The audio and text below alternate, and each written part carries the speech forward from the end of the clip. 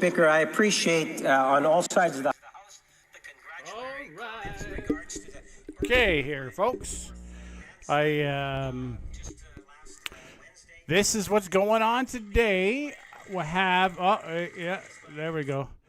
Kevin Larimore, he's talking about his grandfather today, fourth one, so he's very happy. Kevin Larimore, he's liberal. If you don't like the liberal talking points, he's very frustrating because he speaks for hours and hours every day in Parliament. It's actually, it's impressive. He doesn't lose his voice. He seems to yell all day. He doesn't have a over powerful voice, but he's yelling all day, almost every day in Parliament. It's a pretty good job. He gets a lot of speaking time, and they're trying to do this Lawful Access Act, and it isn't what it sounds like. It's so the police can have access to IP addresses and stuff like that. Question period is starting in 11 minutes, folks. So I'm just going to do my normal rumble, do my checks, and so on and so forth. I don't expect. What we're going to see, Pierre, is he going to be on fire? McClellan, Mac, when you think of MP Mac, like the liberal, McKillum, he has been very, very, very, I want to see, he's been very vocal on the attacks back at the Conservatives, which hasn't happened. Like under Trudeau, they were asked pointed questions and then they just answered, as a lot of times their solution was to answer non-answers, right? And that's frustrating for me. But the attack back, I think it's working better. It's not, they're light, they're gentle attacks back, but they're digs back, and they're also answering the question closer than they were under the Trudeau regime. So there's been a change in question period, and I think this change, Saputo has a law today. This MP who's on the screen now. I think there's been a change. In that, and like I said, it's working. They got 5 MPs to shift sides. It's not just that it's Carney. I think that it's the change in tone. Instead of like non-answers and so on and so forth, they're actually answering the questions and giving digs back, because question period, as we know, question period is 50-50, I call it. It's half, whatever you're baloney. It's half entertainment, it's half real. That's all there is to it. Now, the problem is folks are, I think that the rhetoric and the baloney of it has increased too much without the other aspect of it, of, like, you know what I mean, actual speaking truths. It's more to get the unwashed, or whatever you want to call us, excited and this and that. And this, I heard a great point on Bill Maher, Real Time the other day, and he said, the guy said something that's so true, and I don't like Conley and those weirdness, but he's like, politicians love this, and politicians love to talk about people that are abhorrent and do bad things, that da-da-da-da. They love those questions, because then they don't have to talk about how the education standards are falling, how we are you know what I mean, money is gone, how we've become a society of, of not goodness, and we all know it's becoming, well, I think we're going both. We're getting darker and lighter, to be honest. But it's not. Most people think, you know what I mean, we're leaning in the wrong direction. Not. But politicians are talking about that. They would rather, and I understand this. They would rather discuss some abhorrent person doing abhorrent things, because, you know what I mean. It's better than the hard work. Just like me, I was complaining about health and this and that, and then I looked in the darn mirror, that stupid mirror, whoever invented it, let's hurt him, her, just kidding, and I was like, you're fat, why are you, you know what I mean, what, don't keep that finger, point that finger at yourself in the mirror. And all of a sudden, your health, everything like that, everything's increasing. And I call it health, but it's well, I guess, but years of eating bacon for breakfast and pizza for, too much of these things and too much of sloth and not enough running creates a very slowly sick person. And it's like, wow, why do I have so much more energy now? I'm working out 3 all the time. And it's like, well, it's because, you idiot, you're paying attention to your health. Anyway, my point is, I think we've all, as a society, it's because it becomes very easy to point the finger at someone anonymously and get our points from that, because of the technologies have created these things, that we've allowed ourselves to succumb to this instead of working on ourselves, and degradation of our society. Leave your comment and think I'm crazy or whatever you would like on the side. It's my opinion. I think that if we were all to pull up our socks instead of every time I think of something nasty, this is my goal of the year. Every time I think of something nasty about a person, I'm going to stop that thought. I'm going to be, and I mean just slight nasty, like, oh, that was a stupid comment. I'm going to turn that thought and then flip it on myself. How do I speak too loud? I know I have a very loud voice. I watch people's head go down, shrink sometimes when I speak overly loud. So there we go. I think the more we did that and the more we had leaders of that, there's no chance that we'll have our society will go down. But as it stands, the communists have been rising faster than us and 10 more years. So David Epp, I don't know, no one's here. I'm talking to myself, but that's okay. I don't mind. You have to try to make a couple $100. My videos, I can't do my entertainment videos because of the funded. So I'm trying to get a little bit extra money to buy the software again, as you got to buy it every year and all this stuff. And so soon, very shortly, I'm going to be able to put more advertising, more real, back to the old videos. And also, for the one of you looking at starting another channel, I don't know, muscle and tech, maybe I have a couple other names, but on exercise, fitness cafe, maybe, right? Something along these lines. Maybe I'll incorporate it here. Hey, you gotta. As the more things I do, the more things I think I should try to hone and pass on. Okay, so we are 3 minutes away, folks. I appreciate you for enduring my lock talk. So this blockade, a lockdown, is coming in Iran. I don't know what to think about that. I think that it's left in the conventional military's hands, and I'm trying to leave my opinions out of what's going on in Iran because I'm starting to see the people's emotions are getting to the point where, in my belief, that they're nonsensical. And I'll jump right in and be nonsensical as well and make more of a mess. So I think my best thing is to step back, keep my opinions out, don't even have any, and just let them go, let the conventional military do what it has to do. Because I don't know about you, but isn't it like, should we be cheering for oil? Like the end of oil? This is what oil is going to do. This is my big complaint about oil. Everywhere there's oil, it becomes a conflict zone. Alberta has oil. Alberta, before they had oil, was just like the rest of Canada. Still is mostly like Canada. But now there's a slight angry bunch of folks there. And they're very angry. And it's like, what the heck? There's a little alteration in a slight percentage of the people in that. Texas, same thing. And I like these people. I'm probably much like this, get aligned with them. The Middle East has not had peace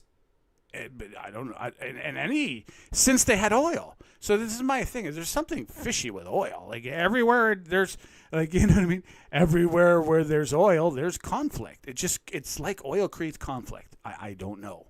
Obviously, there is no real connection beyond spiritual, but it's just they seem to go hand in hand.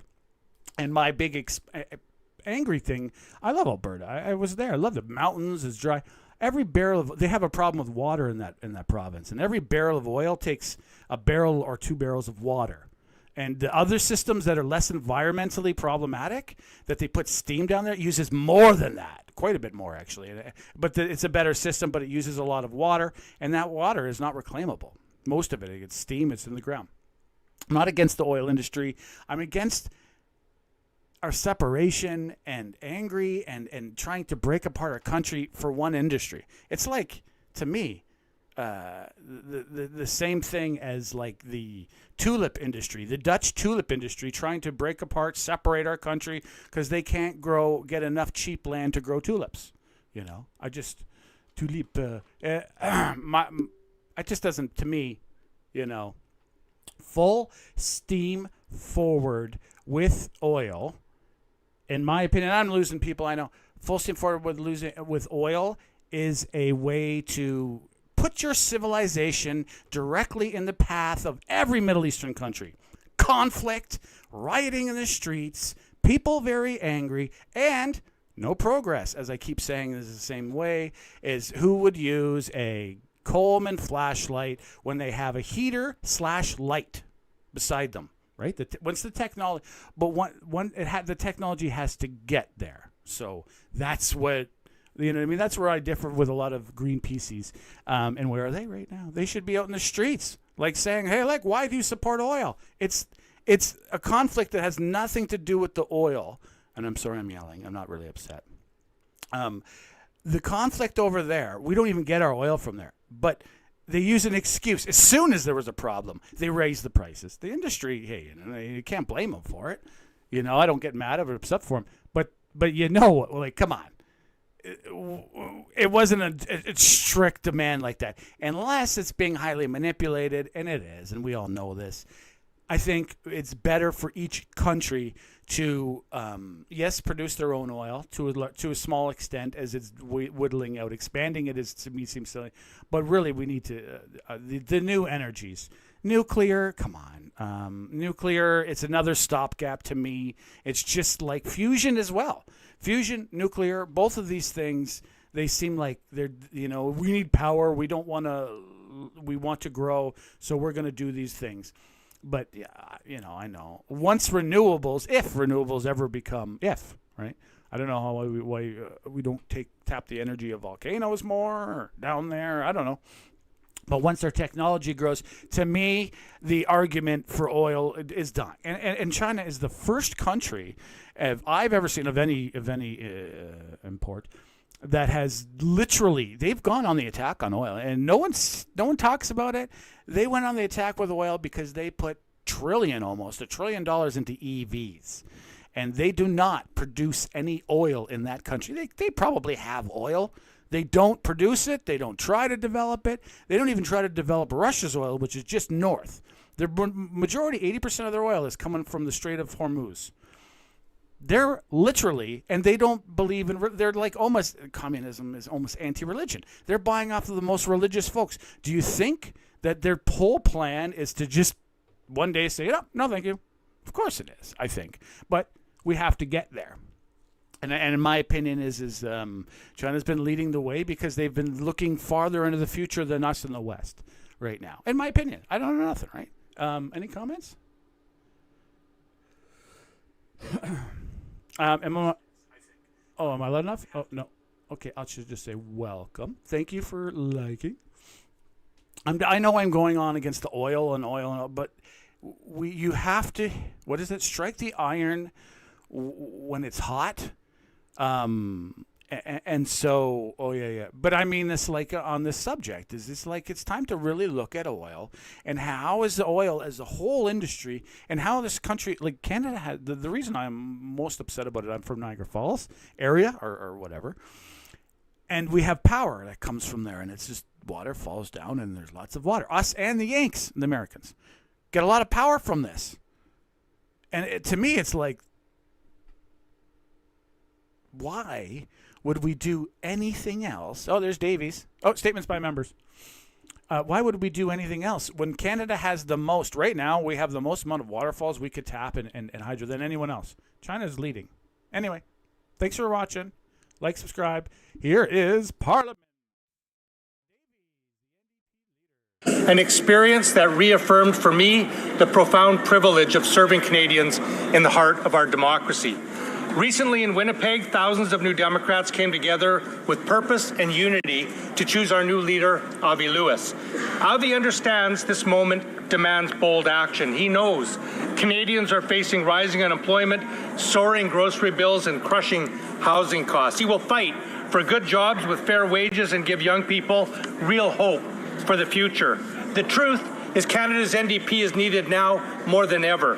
Under Avi Lewis's leadership, we will deliver the progressive vision our country needs and fight for the progressive, positive change Canadians deserve. The Honourable Member for Oakville West. Mr. Speaker, I rise today to recognize Oakville West's ongoing efforts to prevent bullying, especially among our youth. We are fortunate to have strong educational frameworks in place. The Halton District School Board's Respect Ed program provides essential learning on personal boundaries, abuse prevention, and healthy relationships. Complementing this is the Canadian Red Cross initiative Beyond the Herd, which takes a peer-led approach to addressing harassment among youth, empowering them to support one another.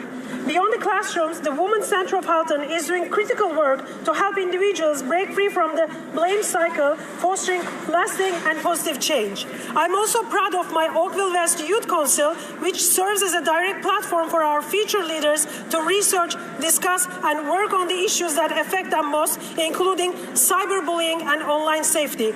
By bringing their voices directly to this House, we ensure that the fight against bullying is not just something we do for our youth, but something we do together with them. Thank you. The Honourable Member for Niagara West. Today marks the start of National There you go. Public Safety No bully for you. Telecommunicators That was Week. a pretty good speech, I got to say. Very well. ACAN, I never heard of To him serve before. as the calm, steady voices behind the line during some of the most terrifying moments of a person's life. These professionals are often the first responders in an emergency. They listen to things that no one else will ever hear. The raw panic in a parent's voice, the final breaths of a loved one, the heartbreaking sobs of family facing unimaginable grief. They carry a heavy emotional burden, yet after a difficult call, they take a deep breath, compose themselves, and answer the next call with the same compassion, focus, and professionalism. To every 911 communicator across this country, please know how much you are appreciated. Your compassion, your courage, your steady presence in people's darkest moments, it matters more than you will ever know. We see the difficult work you do, we respect the weight you carry every shift, and we are truly, deeply grateful. The Honourable Member for Kitchener-Conestoga. Mr. Speaker, every spring there's a sure sign that one. I'm sorry. I got to pause this. That was that was really good from a conservative. That was. I almost want to play that again. That was one of the best. Just astounded. Okay, let's watch. Looks like they're turning it up. Summer days are on the way, and in Kitchener-Conestoga, that sign has been a cherished tradition since 1965, the Elmira Maple Syrup Festival. Recognized as the world's largest one-day maple syrup festival, Elmira, home to about 12,000 residents, welcomed around 70,000 visitors this past Saturday. Thank you to the tireless volunteers, the festival committee, and the dedicated sponsors whose support bring our community together year after year. The day featured pancake flipping contest, family fun area, incredible food, local vendors, live entertainment, and of course, pancakes drenched in pure Canadian maple syrup produced right here in Kitchener-Conestoga. All proceeds from the festival are returned directly to the community, supporting local charitable and not-for-profit organizations and turning a delicious day of celebration into lasting community impact. Year after year, the Elmira Maple Syrup Festival truly represents the best of community, agriculture, and springtime in Canada. Congratulations. The Honourable Member for Vernon, Lake Country, Monashee. Mr. Speaker, I rise today to recognize Henry Lai for his leadership in the Father's Knowledge Circle, a weekly meeting run by the North Okanagan Friendship Centre Society in Vernon, British Columbia. The circle creates a respectful, supportive space for fathers to come together and share knowledge and stories. Speaking at the Knowledge Circle took me back 20 years to the day I suddenly found myself a single father with my 3 young kids, living in a motel room. Things worked out for me, but for far too many men, the extra stress can be deadly. Single fatherhood is a growing demographic in our society, and the challenges and lack of support can be overwhelming. Nearly 1 million Canadian men suffer from major depression annually, and 75% of all suicides in Canada are men. Volunteer support programs like this save lives, Mr. Speaker. Thanks to leaders like Henry Lai and programs like Father's Knowledge Circle, dads have a place to turn and a community that says to them that they're not alone. Thank you. The Honourable Member for Vaudreuil. Mr. Speaker, I rise today, April 13th, during Autism Awareness and Acceptance Month. It's a month dedicated to highlighting the need for greater inclusion, understanding, and support for people on the autism spectrum. 2% or roughly 1 in 50 children and youth are diagnosed with autism spectrum disorder. The prevalence of autism amongst adults is estimated to be around the same at 1.8%. But no matter what the age, living with autism spectrum disorder can bring about significant life challenges. That's why I want to highlight the incredible work of the physicians, the researchers, and organizations who have made so much progress in helping to better identify and diagnose autism spectrum disorder, as well as the teachers, employers, and organizations like Autism Canada and the Canadian Autism Network, who in their own way work tirelessly to support Canadians living with autism. Canada is a better, stronger, and fairer place because of your hard work. And on behalf of all members of my community in Vaudreuil and all members of this House, thank you. The Honourable Member for Prince George, Peace River, Northern Rockies. Mr. Speaker, last week a Christian family of 8 was killed in Nigeria. 2 weeks ago on Palm Sunday, an attack on a mostly Christian Nigerian town left 28 dead. Since 2009, Boko Haram and others have waged a brutal campaign attacking Christians in Nigeria. Millions have been displaced, villages destroyed, churches burned, and entire families murdered. Reports indicate over 7,000 Christians were massacred in 2025 alone. 3 churches on average are being destroyed every day, with over 18,000 churches destroyed since 2009. These attacks aren't just political disputes, they're violent attacks against innocent people just because they're Christians. Canada must speak out and stand up for the persecuted Christians and push the international community to act. Freedom of worship and conscience are core Canadian values that we can't ignore. To our brothers and sisters in Nigeria, we haven't forgotten about you. Stay strong, keep the faith. The Honourable Member for Cape Breton, Canso, Antigonish. Mr. Speaker, exciting news for the music industry in Cape Breton. Morgan Toney has just won his first Juno Award for the Traditional Roots Recording of the Year. He was honored for his album Heal the Divide, which showcases signature Mi'kmaq genre, a blend of Mi'kmaq stories and Celtic tunes. From the small community of Wahamatcook, Morgan Toney's fiddle gets people stomping their feet or doing the traditional Mi'kmaq Gojua dance. Mr. Speaker, Morgan Toney stated his win is dedicated to his late mother, and that he always keeps her in his hearts while creating music. Morgan records at the Barnbrae Studio in Badek with Keith Mullins, a studio known for promoting the Mi'kmaq language, and Morgan always finds time to collaborate with others, kindly lending his fiddle to help other recording artists. Morgan Toney continues to inspire and make his community, his nation, and all of Cape Breton proud. Walaliak Morgan, well lugwen, asyawi galuk taladige, nidap. Honourable Member for Brampton West. Mr. Speaker, today I rise to recognize and celebrate Vaisakhi. Waheguru Ji Ka Khalsa, Waheguru Ji Ki Fateh. Vaisakhi is a sacred day for Sikhs in Canada and around the world. In 1699, our Guru Gobind Singh Ji founded the Khalsa, a moment of courage, equality and faith. April is also the Sikh Heritage Month, a time to honor faith, history and contribution. Across Canada, Nagar Kirtans fills our streets. They bring communities together.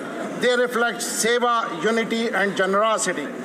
Sikh Canadians strengthen our nation every day. Their contribution makes Canada proud. As we honor this sacred day, let us reaffirm our commitment to freedom, compassion, and justice for all. Waheguru Ji Ka Khalsa, Waheguru Ji Ki Fateh. Bole so nihal.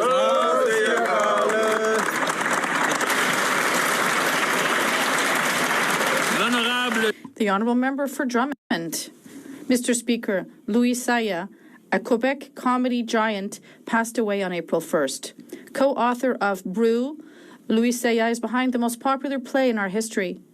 He also leaves us the play Les Voisins, co-written with his longtime collaborator Claude Meunier, a play that continues to make us laugh at ourselves more than 40 years later. Ding et Dong, La Petite Vie, Paul et Paul, Radio Enfer. It's impossible to imagine so many classics loved by families everywhere without Louis Saya's contribution. And what can we say about Les Boys movies? In 1997, the first movie in this series shattered all Quebec records for movies at a time when Quebec was the only place in the world where the Titanic failed to dominate the box office. In my book, this is a career that deserves every honor in the world. On behalf of the Bloc, I'd like to offer my... Oh my God, that's the guy who made Les Boys. Okay, anyone who hasn't watched this, if you're a Canadian, this is like mandatory love French training.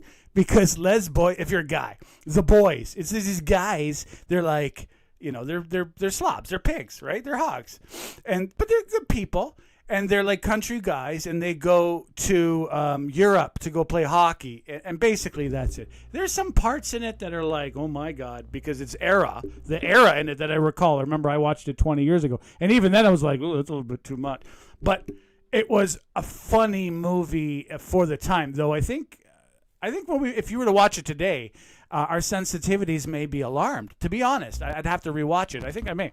Again, a funny movie. It's about hockey and these drinking, slobby, fun-loving people.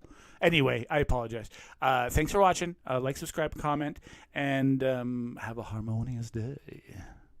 Condolences to his family, his loved ones, and the entire cultural community of Quebec who has lost one of its giants. Louis Saya, thank you for everything, and please have a drink with Michel Côté to us all.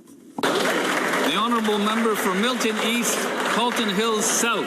Monsieur le Président, Mr. Speaker, it's with great pleasure that we receive the Swiss delegation. We welcome them to Canada, as well as the president of the Swiss Confederation. Democracy, innovation, and the rule of law. Oh, the Swiss are here. I got a story about the Swiss. You can read the story I have on the Swiss Guard. More to follow on it. Peace, prosperity, and international cooperation. Like ours matter more than ever. They remind us that progress is built through dialogue, trust, and common purpose. As chair of the Canada-Switzerland Parliamentary Friendship Group, I am proud to highlight this visit and celebrate the enduring ties between our two nations. Ensemble. Together, we will continue to strengthen this relationship for the benefit of our citizens and future generations. Thank you. The honourable member for Lanark Frontenac. Mr. Speaker, the Alto project will be the biggest expropriation event in Canadian history. Alto also costs more than Canada can afford. At $90 billion, it is larger than last year's record federal deficit. And if Alto experiences the 50 to 100% cost overruns that are typical for Canadian rail projects, it could easily be paused or even abandoned. This makes preemptive expropriations and land freezes doubly irresponsible. But preemptive expropriations are a hallmark of Liberal infrastructure policy. At Mirabel Airport, at Pickering Airport, and at LeBreton Flats, land was expropriated first, and the project canceled later after costs skyrocketed. Mr. Speaker, citizens are not powerless. If enough Canadians sign e-petition E2703 against Alto, we can show the Liberals that Canada does not want the Alto project, not the expropriation, not the wasted billions. It's time for the government to go back to the drawing board. The honourable member for Surrey Newton. Waheguru Ji Ka Khalsa, Waheguru Ji Ki Fateh. Mr. Speaker, this month marks the 7th anniversary of Sikh Heritage Month, which allows us to celebrate and educate future generations about the contributions Sikh Canadians continue to make across our country. Baisakhi, the founding of Khalsa, is being honored today on Parliament Hill. On April 18th, Khalsa Day and Baisakhi will be celebrated in Surrey Newton, where the annual Nagar Kirtan will attract over 500,000 people. This celebration reflects the Sikh commitment to quality, selfless service, and unity. I thank the organizers of Srinagar Kirtan and Sikh Canadians across our nation who over the past century have helped build Canada into the country it is today. Jo bole so nihal.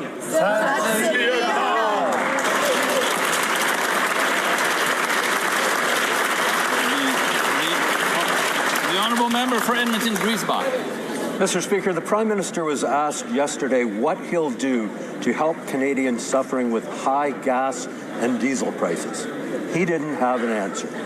Even in oil-rich Alberta, folks are paying well over $2 a litre for diesel. But here's an easy way for the Prime Minister to help. The feds are hauling in record revenues from high oil prices. So use $5 billion of that estimated $9 billion to help hard-hit Canadians. Conservatives have a plan. Suspend the fuel excise tax. Suspend the GST on gas and diesel.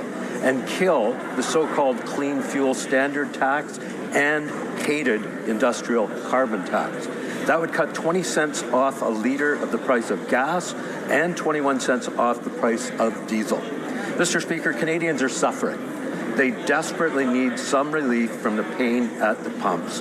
The Liberal government must give them the relief that they deserve.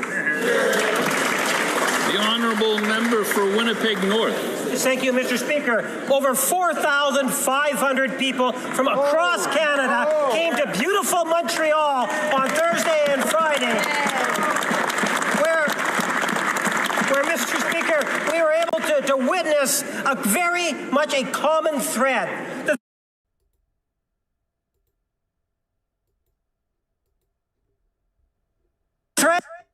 Oh, okay, here. Just stop for a second here. Whoop. Yeah, we're getting behind. The Kevin Lermo, he spoke all morning long, screaming in the house. Just notice the decibel level. So he's using his vocal cords fairly much.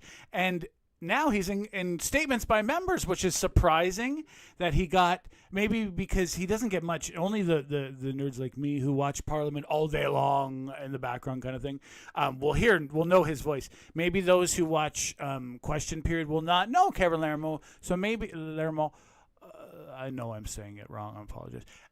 Maybe this is raising his profile, because I don't normally see him in Question Period, or statements by members, I should say. But let's see. The thread being building Canada strong.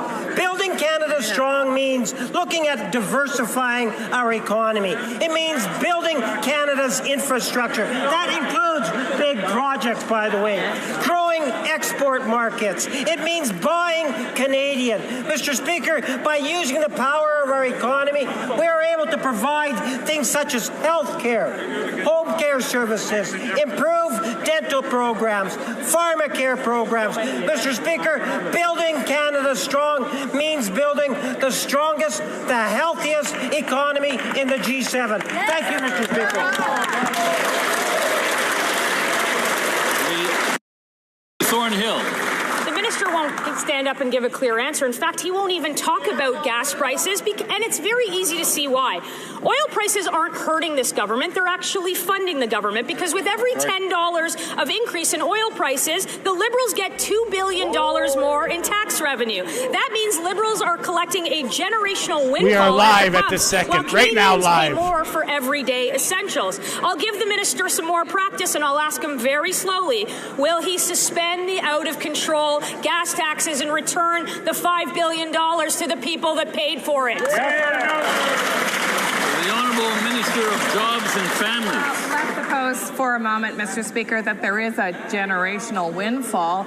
I know what the Conservatives wouldn't spend it on. They sure wouldn't spend it on training for young people, because they voted against that. They sure wouldn't spend it on building the kind of infrastructure that communities need while creating great paying union jobs, because they voted against that. They sure wouldn't spend it on student food programs or an affordable early learning and child care program that's saving Ontario families $16,000 per year per child, because they voted against that. So what would they spend any kind of tax earnings on? Not Canadians. L'honorable député de Montmorency. The Honourable Member from Montmorency-Charlevoix. Thank you, Mr. Speaker.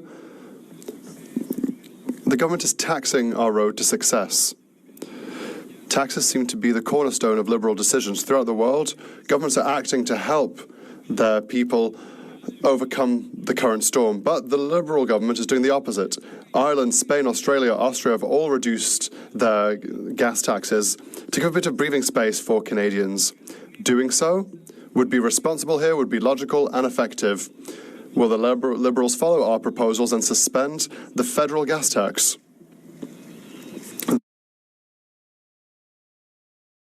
The Honourable Leader of the Government in the House of Commons.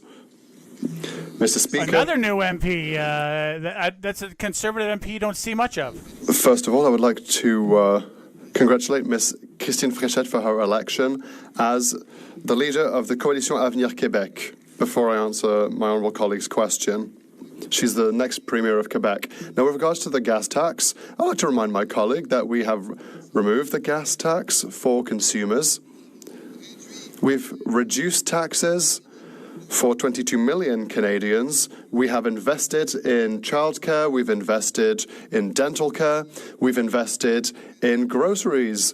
The Conservatives voted against. The Honourable Member for Montmorency-Charlevoix. Canada has the 4th biggest oil reserves in the world. There is no reason for a country as rich as ours in resources to be so vulnerable to oil crises.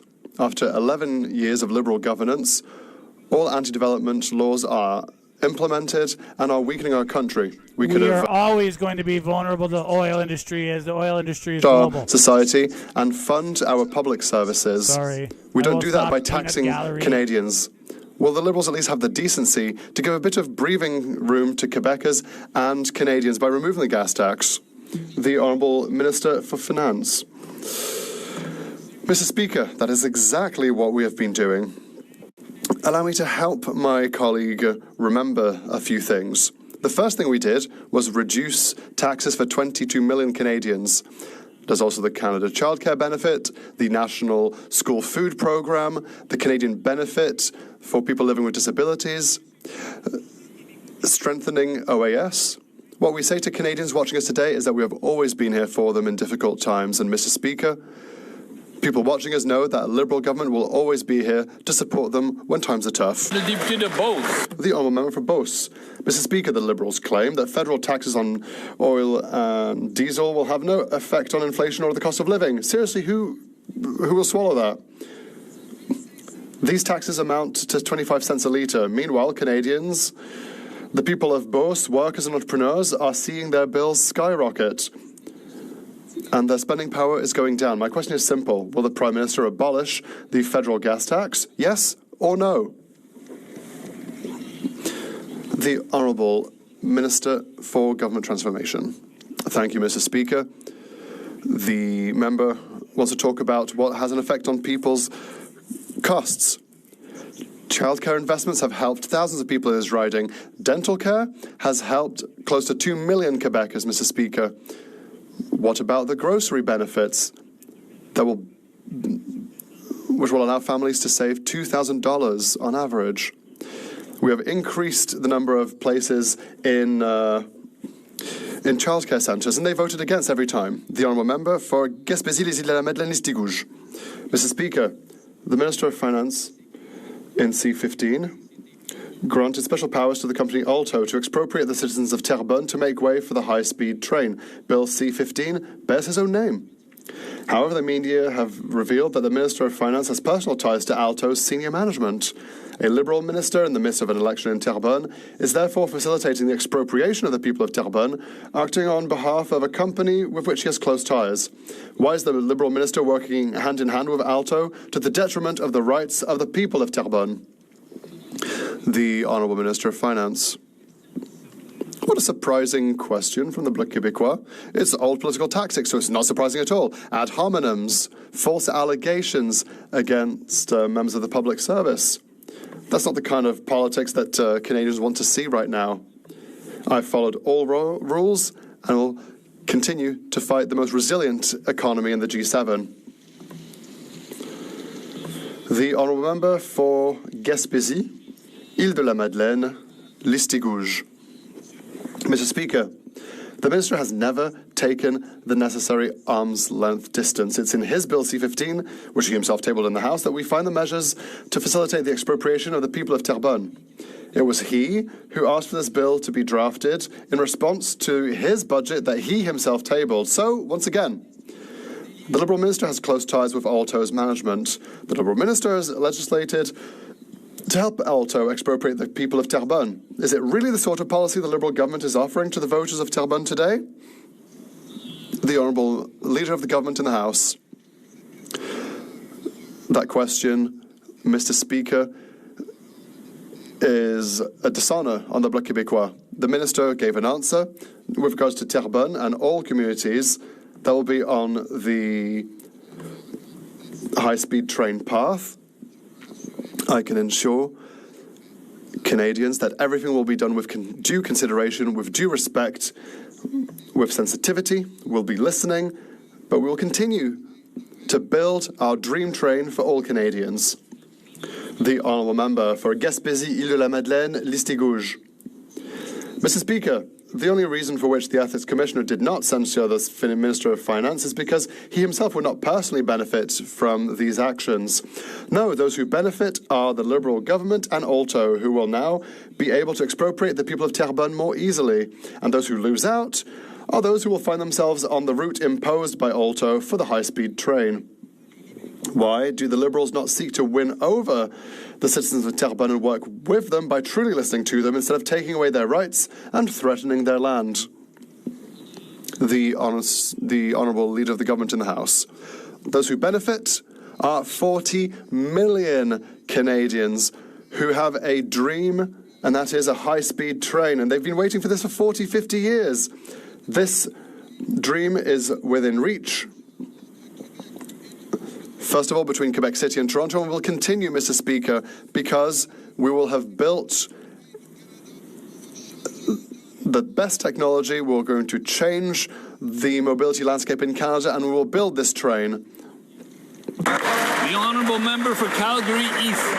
Liberal fuel taxes drive up the cost of gas and food. That's clear in Calgary East. Our Salvation Army saw a 500% usage increase in their food security program because of the higher cost of food. And like a typical Liberal, this Prime Minister would rather cash in on higher oil prices for his government than give Canadians a break at the pump. Will he implement our Conservative plan to remove all federal fuel taxes to save Canadians 25 cents per litre at the pump? Yes or no? The Honourable Secretary of State for Financial Institutions. Mr. Speaker, on this side of the House, we're going to continue to focus on making life more affordable for Canadians. We just launched a Groceries and Essentials benefit, putting up to $1,900 in the pockets of working families. We cut the taxes for 22 million Canadians. We cut the consumer carbon tax, the GST for first-time homebuyers. It's time for that leader and that party to focus on affordability for Canadians like we are. Thank you, Mr. Speaker. The Honourable Member for Calgary East. He's bragging about a $90 tax cut. You can't even buy a jug of milk for that weekly. And Canadians are paying, on average, 20 cents more per litre than the Americans. And the difference is because of fuel taxes. The Liberal Prime Minister said he's looking into lower gas prices. But the answer is right in front of him. Will he implement our plan to get rid of all fuel taxes federally to save Canadians $1,200 at the pump? Yes or no? His real voice came out. Can I carry on? He sounds like Mr. a nice Speaker, guy normally. I think it's pretty clear that Canadians from coast to coast to coast and members in this House are gravitating to our Prime Minister's leadership and his vision for Canada. We continue to make life more affordable for Canadians, cutting taxes, the Groceries and Essentials benefit, automatic federal benefits. The list goes on and on. On this side of the House, we're going to continue to focus on affordability. It's time for that leader to get back in this House and help us build a strong Canada. Thank you, Mr. Speaker. You know, the Honourable Member cannot, I know he wasn't, he was speaking probably more metaphorically, but you know that we can't indicate whether a member is present or absent. The Honourable Member for Middlesex, London. Speaker, yesterday when asked about rising gas prices, the Prime Minister says he's still looking at how to help cushion the blow for Canadians. Well, let me help him out. The reality is that the federal government will collect more in royalties than it would cost to eliminate all of the federal fuel taxes for the rest of the year. Conservatives have proposed cutting these taxes to save 25 cents a litre at the pumps for Canadians. So will the Liberals help Canadians adopt our Conservative plan and just cut the taxes? Hear, hear. The Honourable Secretary of State for Labour. Mr. Speaker, how you vote in this House matters. And on this side of the House, Mr. Speaker, we voted every single day to make life more affordable for Canadians. On that side of the House, Mr. Speaker. Oh, I just want to note here, in the background, not to the right. That's a nice. She seems so nice. Her sayings are so nice. She must live a pleasant life. But on the left, Marilyn Gladue. She's wearing her. I guess it's her Liberal red, and she's looking happy on the Liberal side of the fence. It's not a good look. What the Conservatives don't want to see is. I'm wondering where Pierre is today. He hasn't been in. I guess maybe he's only cupping sometimes, and no Carney today as well. But it's a gong show. Bang, dun, dun, dun, dun. It's a good show. I think that for me personally, and I think for others, this is the opportunity to how to quell your hate and anger more. And politics are the best way to do it because we all have very passionate feelings about how the world or the government or should be run, and to calm and to quell these feelings of negativity, and to remember that the person on the other side of the aisle is a human and deserves respect and honor and all that. That is a huge life lesson, and you watch enough politics, you get it. I believe. Maybe you don't. So there we go. We got the Liberal, and she's looking cheery over there. I don't know. Anyway, thanks for watching. Like, subscribe, and let's carry on as if it was normal. Speaker, they voted against every measure to make life more affordable for Canadians, Mr. Speaker, whether it's delivering tax cut that's benefiting 22 million Canadians, whether it's about the Canada Child Benefit, Mr. Speaker, reducing childcare costs, cutting the carbon tax that reduces the gas prices, Mr. Speaker, whether it's about delivering dental care, Mr. Speaker, the National School Food Program, Mr. Speaker. The problem for the Conservatives, they vote against it all. The Honourable Member for Middlesex London. Mr. Speaker, it's still more rhetoric and still no results from these Liberals. Canadians have been pinching their pennies for long enough. The Liberals had the ability to use $5 billion of their $9 billion windfall to suspend the excise tax, the GST on gas and diesel, and permanently eliminate the clean fuel taxes and the carbon taxes. That would deliver over $1,200 in savings this year for a family of 4. So will the Liberals stop lining their own pockets for once and do the right thing and cut the gas taxes for Canadians? The Honourable Minister of Women and Gender Equality, Small Business and Tourism. Thank you, Mr. Speaker. We are delivering relief for Canadians, whether that's at the grocery store on everyday essentials like the gas. We've delivered the Canada Groceries and Essentials benefit, and as the member said, the perfect example she gave with the family of 4 is $1,900 additional for that family. We've also cut taxes for 22 million Canadians. We've done that, and premiers across the country, including Conservative premiers, agree with our plan, Mr. Speaker. We'll keep delivering for Canadians, and as Right to Food has said, this will turn the tables on food insecurity and deliver for all Canadians, Mr. Speaker. The Honourable Member for Quebec-Mactaquac. Mr. Speaker, in rural Canada, families and small businesses have no choice but to drive long distances for work, school, and basic services. And they are being hit with the hardest by soaring cost and soaring fuel prices. Meanwhile, the Liberals stand to collect up to $9 billion in extra taxes and revenue from these higher prices. Will the Liberals adopt our plan to cut 25 cents per litre and make rural Canadians' lives more affordable? Yeah! The Honourable Minister of Agriculture and Agri-Food. Thank you, Mr. Speaker. It's a great discussion today and good question. It was a good question, and I like the way he put the question, and someone's not paying attention in the background. She's talking.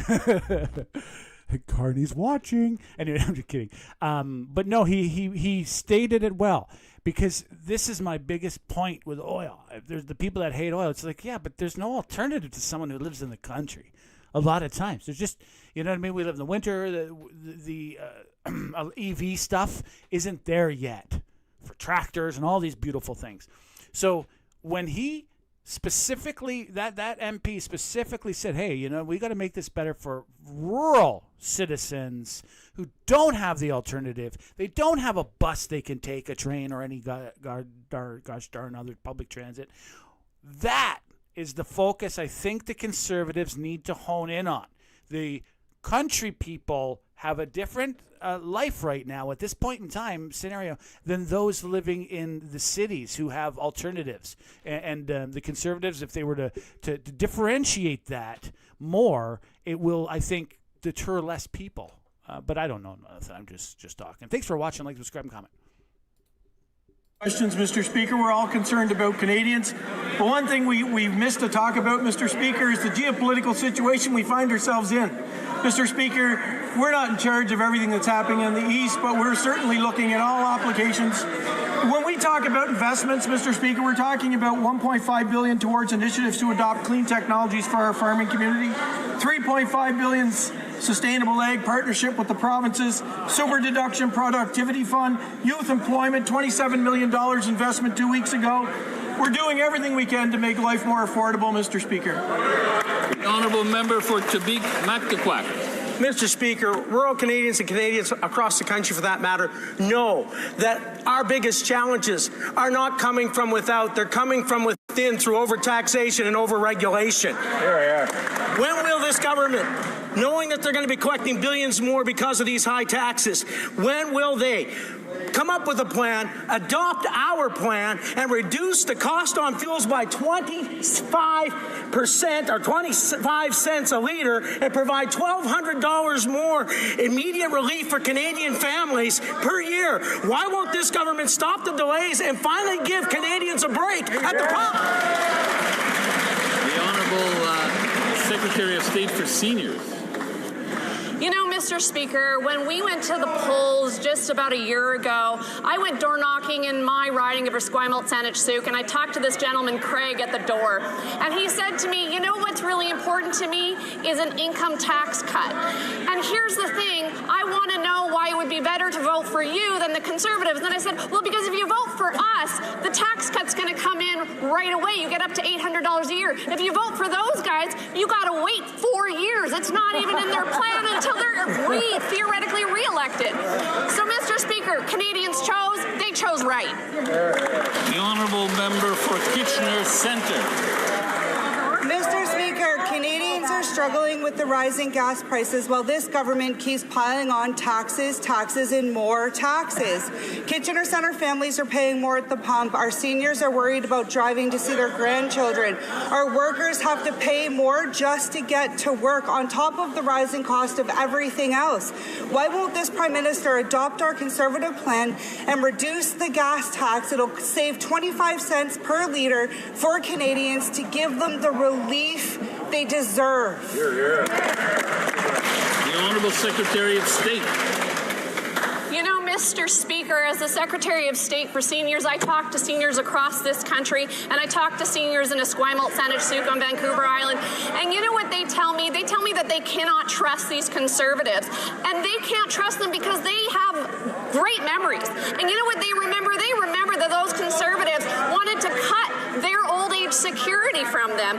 They wanted to bring their CPP earning age up to 67. They wanted to make it more expensive to retire and to be more expensive to age. They know that they can trust the Liberal Party of Canada. They know that they can trust this government to have their backs. That's MP McLean. She's been getting quite a bit of speaking time today. Here, I'll put it back. That's MP McLean. She has an enviable name, McLean. Like, come on, you know, especially for a politician, McLean, you know. So she's been getting quite a bit more speaking time. These two, actually, these kind of, I don't know, are they up and coming? I don't know. Leave your comments, like, subscribe. Again, let's watch question period. There's no Carney. There's no Pierre. I don't know why they aren't showing up to Parliament as much, especially after there's 2 weeks off in between.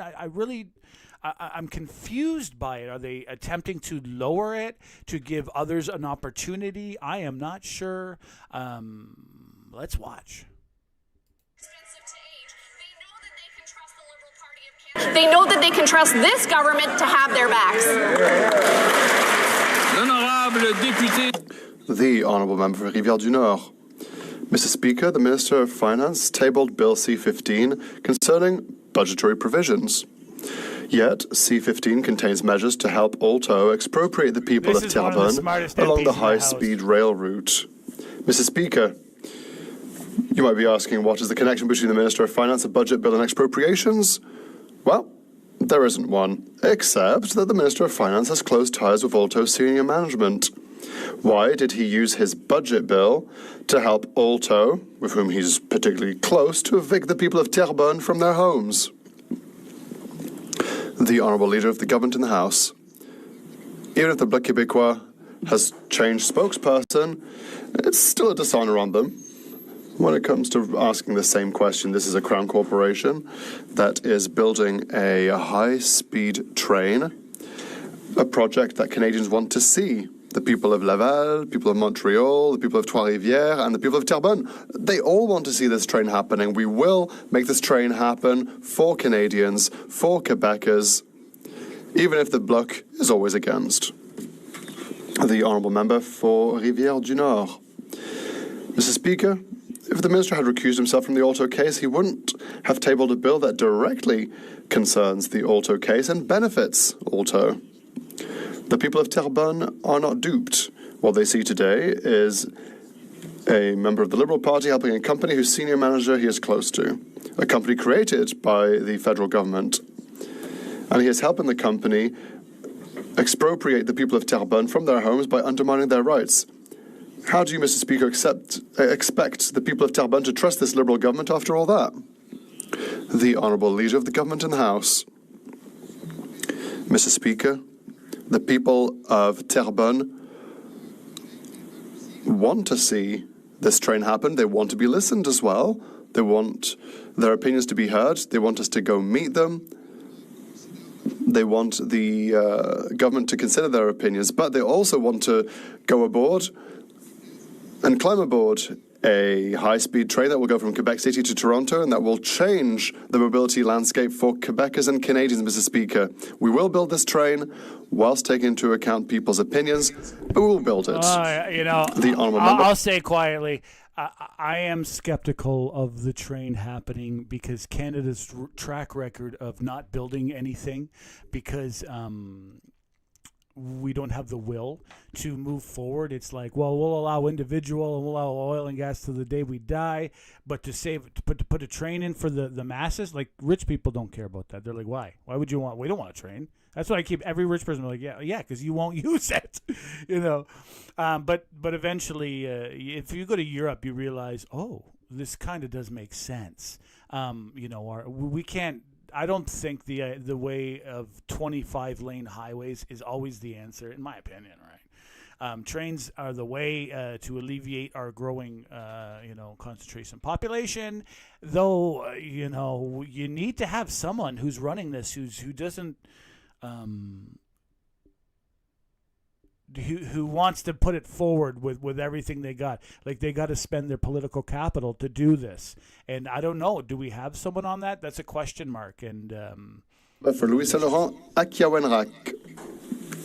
Mr. Speaker, inflation directly affects oil and gas prices. That affects all Canadians, those who fill up their tanks, and also those who buy goods that are transported. Apart from a giant 1,000 years ago, this will affects affect everyone. Oil prices. We can't control what's happening in Iran. However, we can control what's happening here. The government controls taxes. The Liberal carbon tax and gas tax. Our proposal is to abolish these taxes this year. That's $5 billion of savings for Canadians. They'll be in there. They'll stay in their pocket rather than be sent to the government. When will they help Canadians? The Honourable Minister for Government Transformation. Thank you.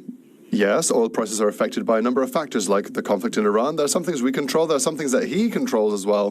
What he controls is how he votes in this House of Commons. He voted against the Canada Childcare Benefit that reduced child poverty by 40%, that gave thousands to needy families in his riding. He voted against dental care that allows many people in his riding to have access to dental care for the first time. He voted against a whole range of measures that help affordability. The Honourable Member for Louis Saint-Laurent à Cohenrac. Well, let us talk about this minister's vote. He was elected in 2015. There were many people here who were there, and they said, we will implement a liberal carbon tax. That's the best way to help the environment. And what have they done? What did they do 9 years later? They abolished said liberal carbon tax. Mr. Speaker, yes, applaud them. They flip-flopped in the right direction. They abolished the carbon tax, so why shouldn't they abolish the other gas tax? The Honourable Minister. Thank you, Mr. Speaker. He's right, we didn't stop there. We reduced taxes for 22 million Canadians, Mr. Speaker. We tabled the grocery benefit that gives up to $1,800 to families, those who need the most. That's 12 million Canadians. I'm very proud of our record. We've helped Canadians from coast to coast to coast, and we've helped Quebecers to fight against the affordability crisis. The Honourable Member for Portneuf-Jacques-Cartier. Thank you, Mr. Speaker. I'd like to invite my colleague to live in the present and not the past. Canadians are suffering from the economic situation. I want to distribute food aid at the Portneuf Women's Centre. The volunteers are kind, generous, but at their wits' end. There is more demand and fewer food supplies to distribute to people from all walks of life who have vital needs. There's a simple and quick solution. Suspend the excise tax on fuel and GST on oil and diesel. Will this Liberal Prime Minister take the necessary measures now, not in the past, but now, to provide immediate assistance to Canadian families? The Honourable Parliamentary Secretary for Nature. We are currently helping Canadians, Mr. Speaker. In my honourable colleague's riding, the Canada Childcare Benefit grants up to $8,000 a year per child. The Canada Grocery and Essential Benefit grants up to $1,800 a year. The Dental Care Secretary Program of State, Nature? has helped close to 20,000 people in his riding, $800 savings in average. So we have acted to help Canadians in these particularly difficult times. We are acting, and he keeps voting against. Thank you, Mr. Speaker. The Honourable Member for Portneuf-Jacques-Cartier. Mr. Speaker, as gas prices skyrocket and the Liberal government rakes in billions more thanks to rising oil prices, how much longer will the Prime Minister be thinking it over before taking action, while Canadians, meanwhile, are struggling to make ends meet? Why is he refusing to act now by suspending federal taxes on gas and diesel? Will the Prime Minister, the Liberal Prime Minister, finally adopt our Conservative plan to eliminate these taxes and allow families across Canada to save hundreds of dollars at the pump by the end of the year? The Honourable Parliamentary Secretary, or Secretary of State, rather. We didn't wait to help Canadians. Since we've been here, this government has acted. For a family of 4 in my colleague's riding, up to $21,000 if you count all of the different tax cuts and benefits that we have brought in the last year. That's acting for Canadians. And so that is why that's the solution we've put in place. And every time these solutions were proposed, my honourable colleague, well, he said no. I think that it's important that he sees things in the overall context and the systematic help that we're offering Canadians. The Honourable Member for Côte-du-Sud, Rivière-du-Loup, Kamouraska, Témiscouata. In rural areas, Mr. Speaker, Getting around, driving isn't a choice, it's a necessity. Our young people depend on transportation to get to school and their activities. But with gas prices skyrocketing, drivers are struggling and our young people are paying the price. The federal government is raking in billions of extra dollars thanks to rising oil prices. Yesterday, the Liberal Prime Minister said he was thinking about solutions. Canadians, however, don't have the luxury of waiting for solutions. Why is the government refusing to suspend federal taxes on gas and diesel to give our young people in our rural areas real relief? The Honourable Parliamentary Secretary to the Minister. Our colleague is right. Yes, our colleague is right. Since February 28th, the price of gas, at least in my area, has gone from $1.45 a litre to about $2 a litre. Because the price of oil has gone up by $60 a barrel, Mr. Speaker. That's the problem. The problem is the war in the Middle East, Mr. Speaker. In the meantime, we have put in place a series of measures to help Canadians make ends meet, including the Canada Child Benefit. Mr. Speaker, as my colleague said earlier, that's $8,000 per family, Mr. Speaker, per family. The honourable member for Brampton Centre. Mr. Speaker, at this historical moment for our country, we have a choice. Will we look back on nostalgia as a strategy, or will we invest in ourselves to build better cities and communities? Last week, Canada's new government launched the Build Community Strong Fund, an historic $51 billion investment to build the roads, bridges, transit, and community infrastructure our future depends on. On behalf of the people of Brampton, can the Minister of Housing and Infrastructure tell this House what this critical new investment will mean for people in our community? Bravo. I'm not to cut up her thing, but I love nostalgia, so I'm going to stand up in the defense of nostalgia, and she's correct. To live in nostalgia is it's phobos. It's one of those Greek horrible things. You know what I mean? It was a Greek demon. So yes, I concur. Though I believe nostalgia on Sundays. You know what I mean? On the day, whatever day you have, you clean your house, you you order your stuff, you order your life, you actually look in the mirror. Those days are the days to look at nostalgia. You know, to be like, you know what, I lost that, or I'm gaining this, or I'm this and that. It's the check days, and then nostalgia, that ping that it gives you, like the Greek said, it gives you, it pings, it pulls, drains you, it deflates your spirit. That thing it gives you can also be used like as a torch to rebound and give you energizing. It's a way to use nostalgia. I love that one show. And anyway, yeah. So this MP, she's gotten a couple. Always nice. So she must be probably liked, I guess. She's the nice MP taking for the Liberals. The Liberals always have a designated nice MP. I'd ask nice questions. The Honourable Minister of Housing and Infrastructure. Thank you, Mr. Speaker. I want to thank the member for this great question. I was wonderful to be in Brampton last week with the Prime Minister to announce the funding for a new community centre, the Embleton Community Centre and Park in Brampton. $64 million investment for 175,000 square foot community centres. It's exactly the kind of project that we promised Canadians we would deliver. Mr. Speaker, this is one of 13 initial projects for the Build Community Strong Fund. There's much more to come in the weeks ahead. It's time to build. The Honourable Member for Newmarket Aurora. With gas prices soaring, this Liberal government is now expected to receive up to $9 billion more in revenue from higher oil and gas prices. This is revenue they never budgeted for. But for Canadians, these are higher costs they never budgeted for. It means higher prices at the pump, at the grocery store, or just to get by. Will the Liberal government commit today to dropping the 25 cents per litre tax on gas for the remainder of the year so Canadians are not punished while this Liberal government profits? Hear, hear. The Honourable Minister of Artificial Intelligence and Digital Innovation. Mr. Speaker, thought it was going to be rhetoric on repeating talking points. Balanced, actually. Let's give some facts about building an affordable life for real Canadians. We cut tax for 22 million Canadians. Our food and groceries essential bill will put almost $1,900 in the pocket of a family of 4. We are building affordable homes, Mr. Speaker. Let's not forget dental care and health care. Real help for real families and real... Okay, I want to pause it for a second here.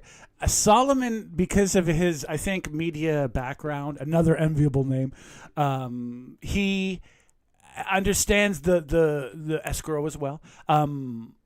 The room, he can read a room beyond what's in the room. You know what I mean? He has that I don't know, they call it movie magic, whatever. And so he, at first, you see how he was about to answer that question from MP Sandra Corbina, conservative. She asked it very nice, and it was reasonable. It was an honest question. And if he started the way he was planning on questioning her, answering her was like point, you know what I mean? And then get the cheers and it would have fell flat. And you can tell he pivoted mid-sentence. He was going at it, and then he realized, no, and he pivoted, and now his answer, as you can see, it's nicer. His reply is more balanced, and it's more of an honest answer. So this is how I love rhetoric so much. Sandra Corbina, MP, Corbina, I think, changed her tact. It wasn't an attack, which was like, which to me, it was like, well, that was a smart move. And then if he would, it was a good move, because if he would have, you know what I mean, been a lesser of a rhetorician, he would have lost, you know what I mean, lost the whole argument by giving his rah back, which is working right now. But no, he tacked he rhetoricked mid answer, and now we'll see if he ends with a nice conciliatory tone or something. I know I'm talking too much, but YouTube says I have to. So thank you for watching. Like, subscribe, comment. It's just about rhetoric here. This isn't about the policy. I'm just speaking about the pure rhetoric, and it's something that I don't know. It's why I like, one of the biggest reasons I like politics. Jobs for a real affordable life, not talking points, not fiction. The honourable member for Newmarket Aurora.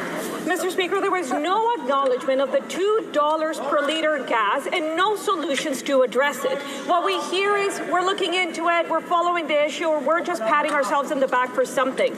While they are raking in the profits, families are paying more at the pumps, at the grocery store, and just to get by. So when will the Prime Minister start acting by immediately adopting our Conservative plan to drop federal taxes on gas and diesel for the remainder of the year so Canadians can have a break at the pump? The Honourable Minister. Mr. Okay, Speaker, so she turned it up a investing notch, in a little bit Canadians. harder. We are investing in businesses because, unlike the opposition, we realize we are in a trade war and we've got to support our businesses. Let me give you some example. In Markham, we invested in CES Transformer, creating 143 new jobs there. In Thorough, This is a rhetoric we've been lesson. investing in Axe Building, 32 permanent new jobs. In Kit Steel, we're investing in companies, in families, to make life more affordable and to build this into the strongest economy in the G7. That's how you win.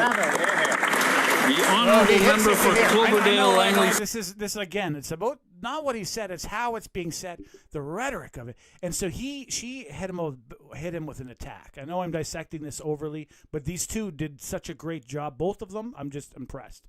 And so she said, hey, you didn't say this one item. You didn't mention this. You didn't mention that. So she gave him a little bit of a dig. She said, basically said, hey, you didn't answer my question on this point and this point. And then the rest of her question was fairly reasonable and honest and a good question. So he hit back a little bit, but he again, I think, didn't go his full rah. Gave her a couple points back against, and then answered the question slightly, to her satisfaction. I hope she gets another shot at it. So they get three. Let's see. Thanks for watching. Like, subscribe, comment. City. Affordability has gotten so bad that farmers in my riding are taking to social media begging this Liberal government for gas tax relief. This is planting season, one of the most fuel-intensive times of the year, and Tyler Heppel, a very popular Cloverdale farmer, said it plainly. When fuel costs go up, food prices go up. It's that simple. Families are already struggling at the grocery store, yet this government keeps collecting billions in extra as prices rise. The Prime Minister says he's looking at options. Farmers don't need looking, they need action. Will the Liberals remove federal taxes on gas and diesel before these costs hit every dinner table in Canada? The Honourable Minister of Veterans Affairs. Mr. Speaker, we're helping make food more affordable by introducing the new Canadian Groceries and Essentials benefits, giving family direct support when they need it most. We've also created the $150 million Food Security Fund to help communities expand access to nutritious, affordable food close to. Okay, I'm going to jump in as I can't help myself. I believe Canada, we only have $40 million people. It's silly. We're an exporting country. It's silly to allow companies to gouge Canadians as we do with our gas and then export as a cheap. I think that the government, what should be doing is making everything towards the export taxed and nothing and make everything towards the and helped so they can export. These companies can make huge money on the exporting, so then they have a secondary business selling to Canadians, doing the marketing, keeping the the goodwill with them going on Canadians and keeping prices down, but focusing on making money on the export.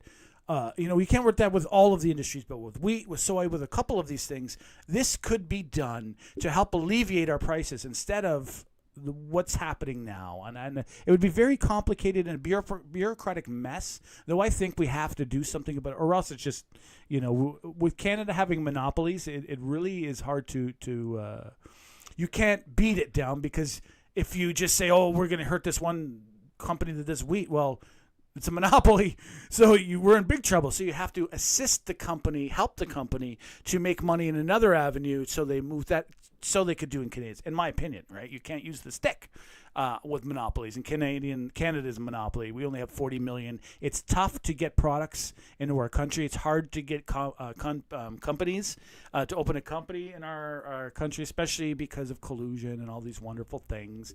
It's not as like the States. It's not horrible. It's not like other countries, but comparatively to the States, right, and other nations that don't have monopolies and wealthy, owning large swaths of land. Okay, let's hear the rest of our answer. Thank you for watching 3 People. To home. 30. And that's not all. We're strengthening local food infrastructure across the country so producers can connect more easily with consumers. We're working hard to keep prices down and make more healthy food options accessible for more Canadians. Hear, hear. The Honourable Member for Cloverdale, Langley City. What makes this worse is that the government makes more money the higher gas prices go. Every time the price at the pump rises, the GST rises with it. More pain for Canadians means more revenue for Ottawa. This is not just about high prices. The government is profiting from them. Families are cutting back. Farmers are warning food prices will climb again, and the Liberals are quietly taking in billions more. If they can collect billions extra from higher prices, why not give it back by taking taxes off gas and diesel? Will the Prime Minister finally give Canadians relief at the pump? Hear, hear. The Honourable Minister of Veterans Affairs. Mr. Speaker, we understand Canadians are facing affordability challenges, and Canadians in British Columbia understand there's uncertainty in the world. Canada's economy has been impacted by heightened uncertainty from emerging conflicts and unjust trade decisions. Our government is delivering measures to... I'm on a high now. I apologize now. But this is my third point I had over the last few days. Where's Greenpeace? Greenpeace should be all over, running down the streets saying, why are you supporting oil? Look at the oil. Because this is like the time. It's like, you know what? The oil industry should never be supported the way it heavily is. If you're making money off of it, I 100% agree, and I bow to your rhetoric.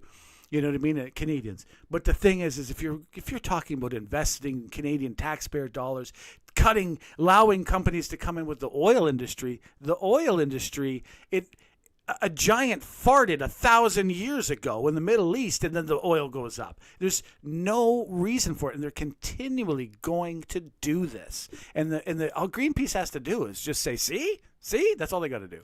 They don't really have to explain. But conflict, oil, and the prices it's not a bargain, right? When we have these highs like this, it's not a bargain. And how much are we dumping into brass and in the Middle East and blood and hate and hatred coming back at us for a lot of it to do with oil? As if we, you know what I mean? As there's another continent that has a lot of turmoil and we ain't doing a thing about that continent. I wish we would do more about it. The Pope's there right now, but it doesn't have the oil and the resources that we need right now. So we just, we focus on what we can. And I believe oil is, where's Greenpeace? Help Canadians Not that I weather work current for challenges, from automatic tax filings to the groceries and essentials benefit for 12 million Canadians to reducing taxes for 22 million Canadians. Our commitment is to improving affordability remains unchanged and unwavering. The honourable member for Richmond Centre Marlpole. Mr. Speaker, in the Cowichan-Lankan case, the Liberal government instructed its lawyers to abandon the fee simple argument, the very cornerstone of private property rights in Canada. That decision has created real uncertainty for homeowners, businesses, and everyone who depends on secure land ownership in this country. By stepping back in court, this government is effectively walking away from defending Canadians' property rights. Will the Prime Minister reverse this decision and direct its lawyers to fully defend fee simple ownership? Yes or no? Hear, hear. The Honourable Minister of Crown Indigenous Relations. Thank you, Mr. Speaker. Canada disagrees with the court's decision, and we appealed that on September 8th, 2025. At trial, Canada defended the validity of fee simple title granted by the Crown, and we will continue to do so on appeal.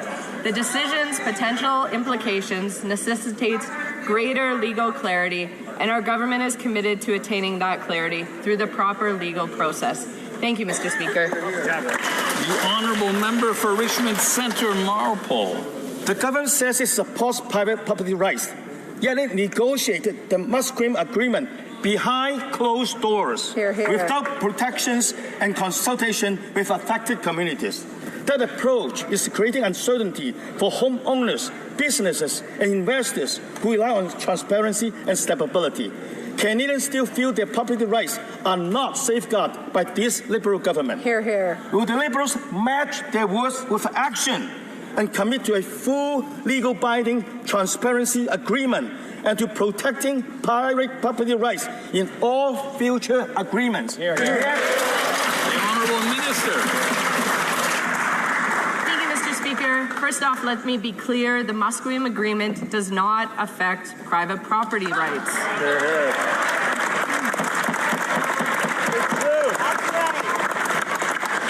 An MOU was signed in 2017, and a framework agreement was signed in February. It's not a land claim, and it's not a title agreement. What the agreement was Musqueam's constitutionally protected Aboriginal rights in the specific areas of fisheries, stewardship, and marine emergency management, while also establishing a clear framework for collaboration between the First Nation and Canada. The honourable member for Nanaimo Ladysmith. I'm from British Columbia, Mr. Speaker, where homeowners are anxious and builders are hesitating to invest. People are wondering if they're going to be able to renew their mortgages. They're asking about the value of their homes. Liberals and New Democrats told their lawyers not to defend our fee simple property rights. They unleashed uncertainty and chaos when we're already struggling with high costs and economic volatility. So what communities want to know, will this Prime Minister end the secrecy and instruct his lawyers to protect the supremacy of private property rights? Or will Canadians have to keep wondering if their homes are truly theirs? The Honourable Minister of Justice. Mr. Speaker, the degree to which the Conservatives have misconstrued the position of the Government of Canada indicates that they have not, in fact, read the pleadings that have been filed in the court today. To be clear, Mr. Speaker, Canada disagrees with the decision that was tabled by the Superior Court in British Columbia, and more than 7 months ago, we have appealed that decision because of that disagreement. We are seeking to advance arguments, as we have at trial, that would protect the private property rights of citizens, and we believe that this deserves legal clarity in the moment. I look forward to making the argument before the British Columbia courts, where this decision will be determined as a matter of law, not politics. The honourable member for Cowichan Malahat Langford. Residents across British Columbia already face enough pressure from the high cost of living and continued economic uncertainty without wondering whether their homes are truly theirs. The Cowichan Tribe's decision now calls into question all private property rights while damaging reconciliation efforts across Canada. Closed-door deals without transparency are not in the spirit of truth and reconciliation. The Liberals must do better. They must provide unity and economic stability. Will the Liberals assure Canadians that all future agreements will put private property rights first while protecting meaningful reconciliation? Hear, hear. The Honourable Minister of Housing and Infrastructure. Thank you, Mr. Speaker. Mr. Speaker, this government supports the rights of private property owners, and this government is 100% committed to reconciliation. Canadians want the clarity that this appeal will provide. They do not want the fear and misinformation that these Conservatives are pushing out there in an attempt to divide Canadians. Thank you, Mr. Speaker. The Honourable Member for Langley Township, Fraser Heights. Mr. Speaker, the recent BC Supreme Court ruling in Cowichan calls into question whether private property rights in Canada are secure, creating unnecessary economic risk in our economy. Clearly, the Liberals have dropped the ball on this one, and right at a time when Canadians are facing pressure from higher costs and economic uncertainty. So, will the Liberal Prime Minister direct the lawyers to argue that private property rights in Canada must be secure for homeowners, farmers, businesses, and investors? Must be number one. All right. The Honourable Minister of Veterans Affairs. Speaker, has been said by some of my colleagues, this will not change private property rights. Reconciliation is our path forward for our country, and we will continue to move forward for both. The Honourable Member for Prescott Russell Cumberland. Want to hear a true fact about property rights? You know, you need to be humbled. I love Canada. I think it's one of the greatest nations. Has mostly to do with the land, but hey, let's claim it as if it's the nation. Property rights. You know, Gaddafi, he had done a lot of, there wasn't a lot of great things. But one thing this evil Gaddafi government of Libya did, and I'm not sitting there defending that government, but one thing they did is they took that money from that oil. And every citizen, if you were a legal citizen, you're born in that country, they went through the legitimacy of your claim, as some people tried to sneak in their hippies at the time, I guess. You got a home. You were entitled to a home. They were decent, modest, decent home. You were entitled to it. You didn't have to take it. I mean, if you came from money with great wealth, you would be like, yeah, no, thank you. But the base property rights of a country we called the demon gave even their poorest, lowest person, most vile person, whatever you want to call, right? The person, they gave everyone a home. This is, you know what I mean? It's like kind of look in the mirror time sometimes. You know what I mean? When you think we're so great, you sometimes got to think, hey, wait a second. When the bad people of the world are doing things that I would consider that's a great deed, he did to his citizens, to all citizens. And we can't even put money, dump $100 billion into homes for our lowest. You know? But we'll dump $100 billion into something that has nothing, no benefit except artistic benefit. And I agree with putting a lot of money into the arts and stuff and that, obviously. However, I just make a point. Reflect sometimes, And hey, I'm an idiot. I know nothing. That is a defined fact. Mr. Speaker, in the face of economic upheaval, Canadians have done what they've always done: adapt, help one another, and keep moving forward.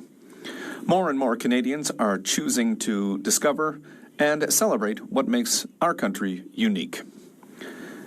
As more and more Canadians choose Okanagan wines over those from California, or local breweries, such as the award-winning Bose Brewing in my riding of Prescott-Russell Cumberland, could the Minister of Finance tell us how we are supporting this proudly Canadian industry? The Honourable Minister of Finance. I would like to thank the Honourable Member for her excellent question. I have good news for communities across Canada, Mr. Speaker. Let's raise a toast to Canadian breweries, distilleries, and wineries who are resilient facing rising costs and economic uncertainty.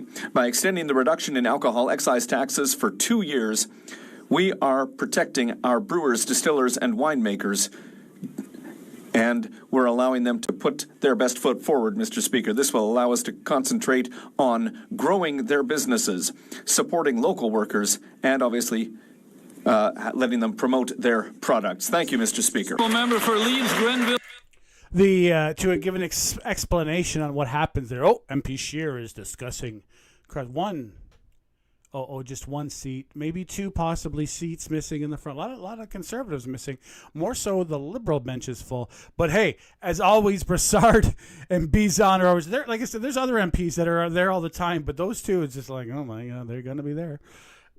No dust on their chairs. The Liberals have more MPs, so they have more. They actually get some questions, right? So they get to ask a question of the government, and sometimes it's like thick like honey, sweet, like the sweetest honey. It's like, oh, geez. Why are you the best person in the world? And tell us how you're the benefit and the gracious. You know what I mean? It's funny like that. This time was pretty good. Sometimes they highlight something. They're like a news flash kind of thing. They ask a question so something gets highlighted. I like to do questions like that. I ask questions when I really, the answer, but you're like, I can't say the answer. Due to politeness, don't believe in attacking people verbally.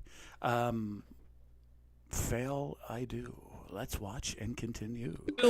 Thousand Islands, Rideau Lakes. At least 90 billion taxpayer dollars are at stake in the Alto high-speed rail project, and Canadians deserve to know that personal relationships aren't influencing government decisions. And the finance minister recognized the risk of a conflict of interest with his partner serving as a vice president at Alto. And the law says that he can't be part of decisions, discussions, debates, or votes when it comes to Alto. Canadians deserve to have confidence in their public institutions, in all elected officials, and especially when $90 billion at stake. So will the minister come before committee and address this conflict of interest? The Honourable. Sorry, I had it on mute. Oh, finally, the Conservatives have something. They have been lacking anything to do, in my opinion, on the fun part, you know what I mean? Finding scandals. And remember, they're Canadian scandals. There's a spouse of a person. It's a Canadian scandal. I think that this company did not get picked because of that reason, because it's so big. Though the Conservatives have a legitimate question, right? And so do Canadians, I imagine. And most likely, I think, I do not know, but most likely this can be questioned, addressed, and moved forward in a position that everyone, all parties involved, will be happy with. And this is like what I mean. This is great for Conservatives because they will actually be doing something. It will be a concern. You're like, hey, the spouse thing, we don't like that. And then what they'll probably do, they'll give him a blind, he can't vote, a bunch of things. They'll do things, and that will make the system more fair. The Conservatives will do what they're the best at is finding scandals, finding government waste and scandals and so this is a great opportunity, and for me, for some yayas like me, it's exciting, and we can make a big hoopla out of it as if it's a big deal when it really, you know what I mean? It's a Canadian scandal, right? Canadian level scandal. We can be like, oh my God, holy, you know what I mean? And then at the end of it, I believe you say, oh, everyone's okay, la la la la. let's move forward, right? You know what I mean? In the end of the whatever scandal, I have not been privy or seen any scandal in Canada that I believe is like, you know what I mean, really, really bad. They're perfect scandals. You know, they're you know, you can snicker. You know what I mean? Like there's that maple syrup scandal. You know, there's maple syrup went missing. Like, you know what I mean? That's Canadian. The reason if it's too heavy of a scandal, I won't cover it. This is about the channel. It's about the real things. When it comes to legalizing and the law and stuff like that, I believe that pundits and yayas and idiots need to step out of it. You know what I mean? And that's just my opinion, because then it gets serious and you're like, you know what? I can't have a serious conversation on a channel like this because I'll lose everyone in the fine details, and I'll probably lose myself, and then you get a 25-hour. You know what I mean? That's meant for the courts, and the courts aren't perfect, but they're better than public opinion court. It's a yaya court, I believe. Let's watch. Thanks for watching. Like, subscribe, and comment. To my large amount of digressions and blah, blah, blah.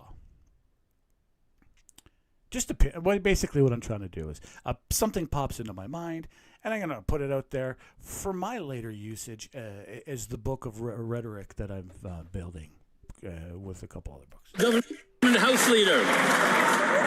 Mr. Speaker, the minister has already answered that question.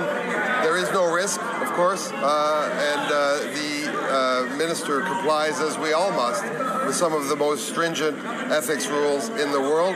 As for Alto, as for high-speed rail in Canada, it is a generational project, one that is desired by people in that member's riding and people all over Canada, Mr. Speaker. The honourable member for Leeds, Grenville, Thousand Islands, Rita Lee.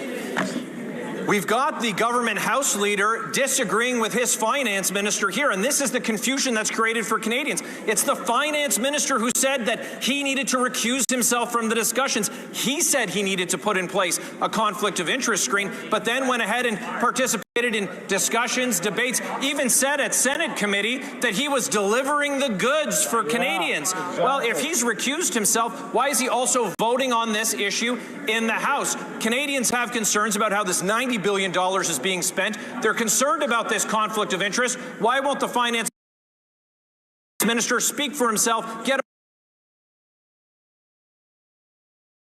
on his feet and say he'll come to committee and address it?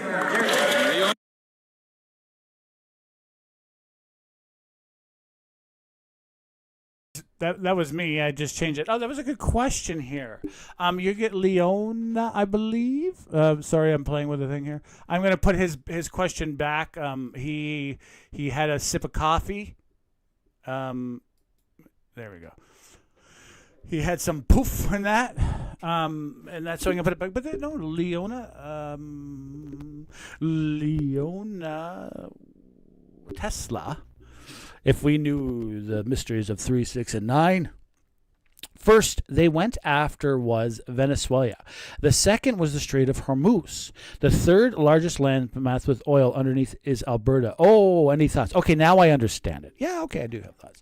Venezuela, under the other regimes, under the Biden regime, the Democrats, but because we don't have honest rhetoric right now in American politics, and I think it's hurting the Democrats more than the Democrats need to be honest, more of their honest rhetoric, or they don't work. Of course, you have to have some of those people that are, entertainers. But the Republicans can get away more with throwing crime stats and stuff like that and whitewashing their rhetoric. But Democrats can't. There's too much educated people leaning in that party. They'll see through it. It just doesn't work. So the Democrats put a bounty on Maduro's head. Maduro had Hezbollah. He had all kinds of enemies of the states, America, come to their country, and then he gave them a platform, right? Like 800 miles away from this.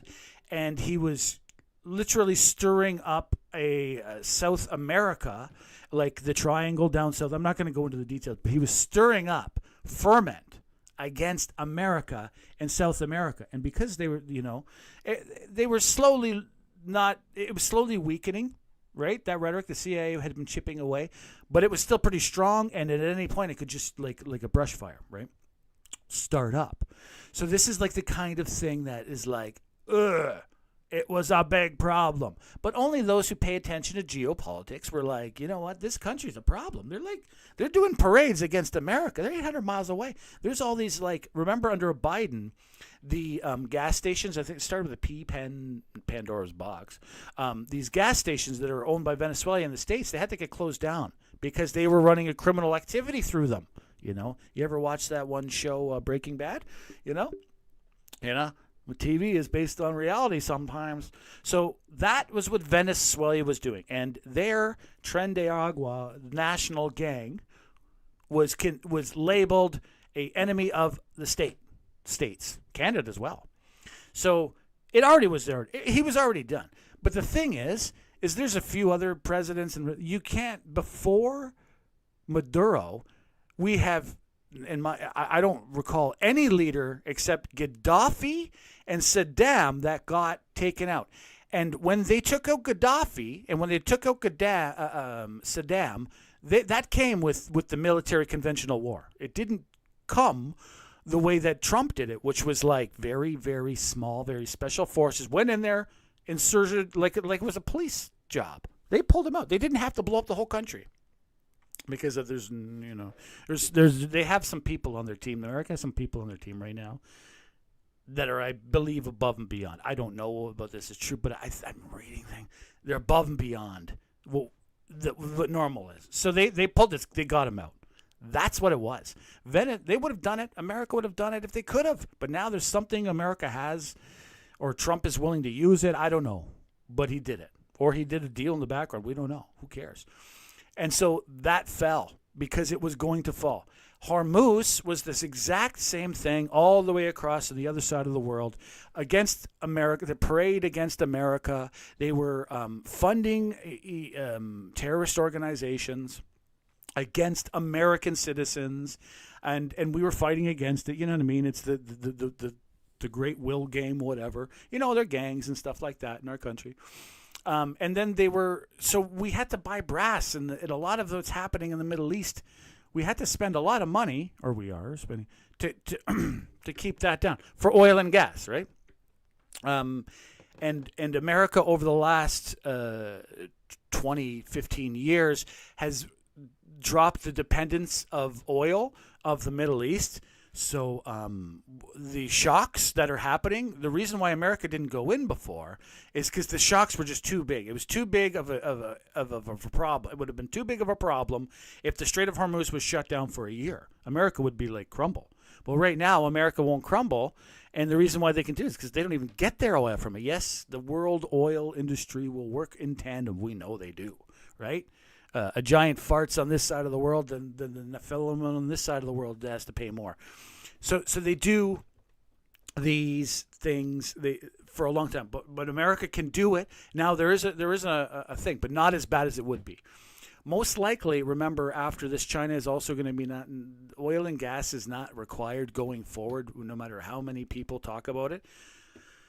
China is going to be pulling out of it. They don't need this regime in there, so I think he took a chance. I don't know. I think they took a chance of getting. Remember, the regime, like, this isn't like happening like out of nowhere.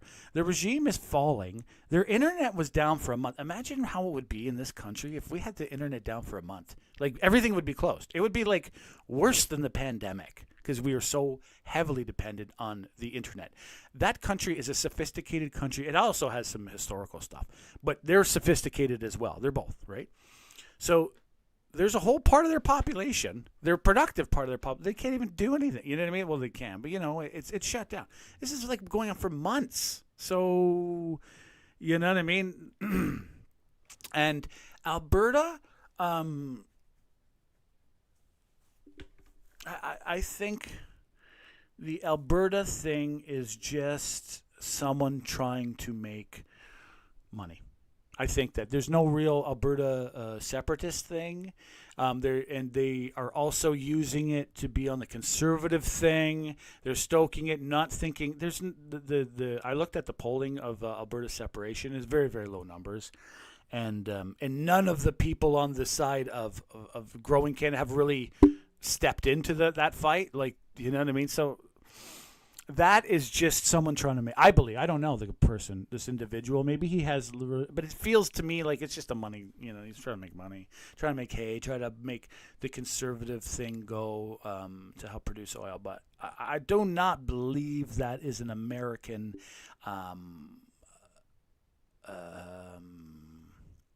American operation. Anything to do with the separation of Alberta. I think it's just an individual who probably has connections, right? Who's just, you know, he's playing the fiddle or whatever you want to call it. So is that a long enough explanation for what I believe is what's happening? It's the gas age is over, right? And now we have to have the pain of the change. It's over for not over. Nothing, you know, like the fall of Rome. Look at the picture of the fall of Rome, those wonderful pillars. There's this beautiful pillar, Ionic. I think there's the Corinthian pillar, which is the ones with the nice leaves. And the Ionic ones are my favorite ones. And then and so it shows the Corinthian, which is the end pillar. It's very leafy. It's very airy and on the top of the pillar. And then it gets crumbled. The next one beside is crumbled. And then it goes down to it's only half the size. So that is the gas age. That visual is the gas age. We are at the beginning of the crumbling. We're going to number 2 pillar, though it will be going on for many, many decades to come, right? But, you know, that's just because EVs are actually, they're better. China right now, but I believe their cars, price by price, you know, they're not there 100%. They got to bring some prices now, but they're almost, I'd say, tandem with gas right now. You get 700 to 1,000 kilometers on a charge, you know. So that distance thing isn't a problem, the quietness and the low maintenance. And there's a lot of other issues with these things that the gas have that they do not have. So most likely, you know what I mean? It's just when the rhetoric dies is when people just sit in a new car and they look at the stats. And we're coming close to it right now. You know, we're coming really close. Of EVs, people not being able to have an argument anymore. But hey, tractors, right? This is what I mean. The pillars. I'm sorry, I'm talking so much. I'm kind of coming up with my thought as I talk.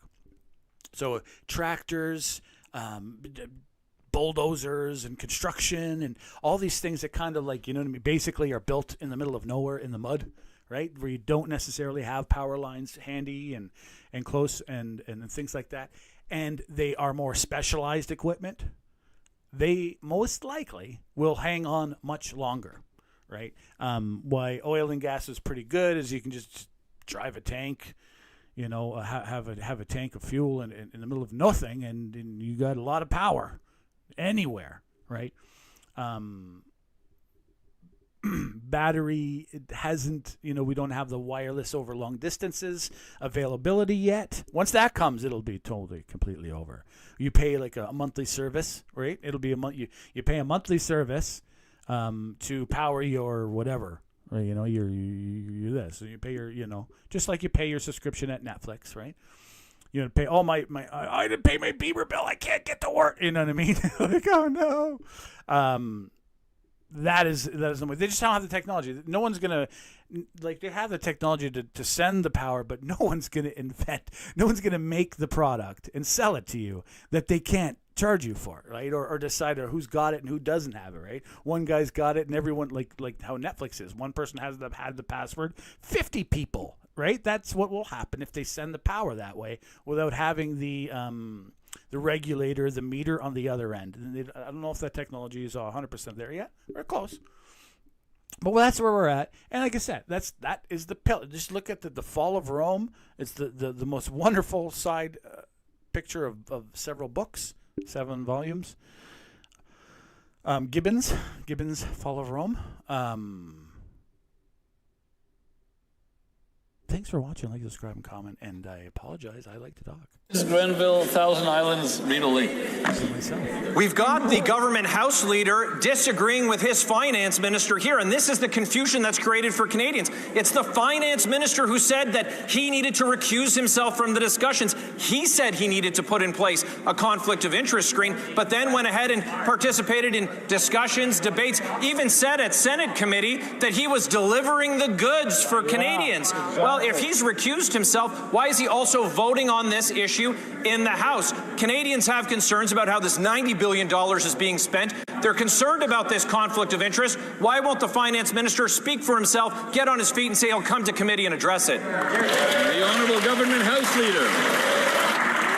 The minister has answered that question repeatedly, and we follow, as everyone must, the highest ethics code, the most stringent ethics code in the Western world, Mr. Speaker. We will continue to do so.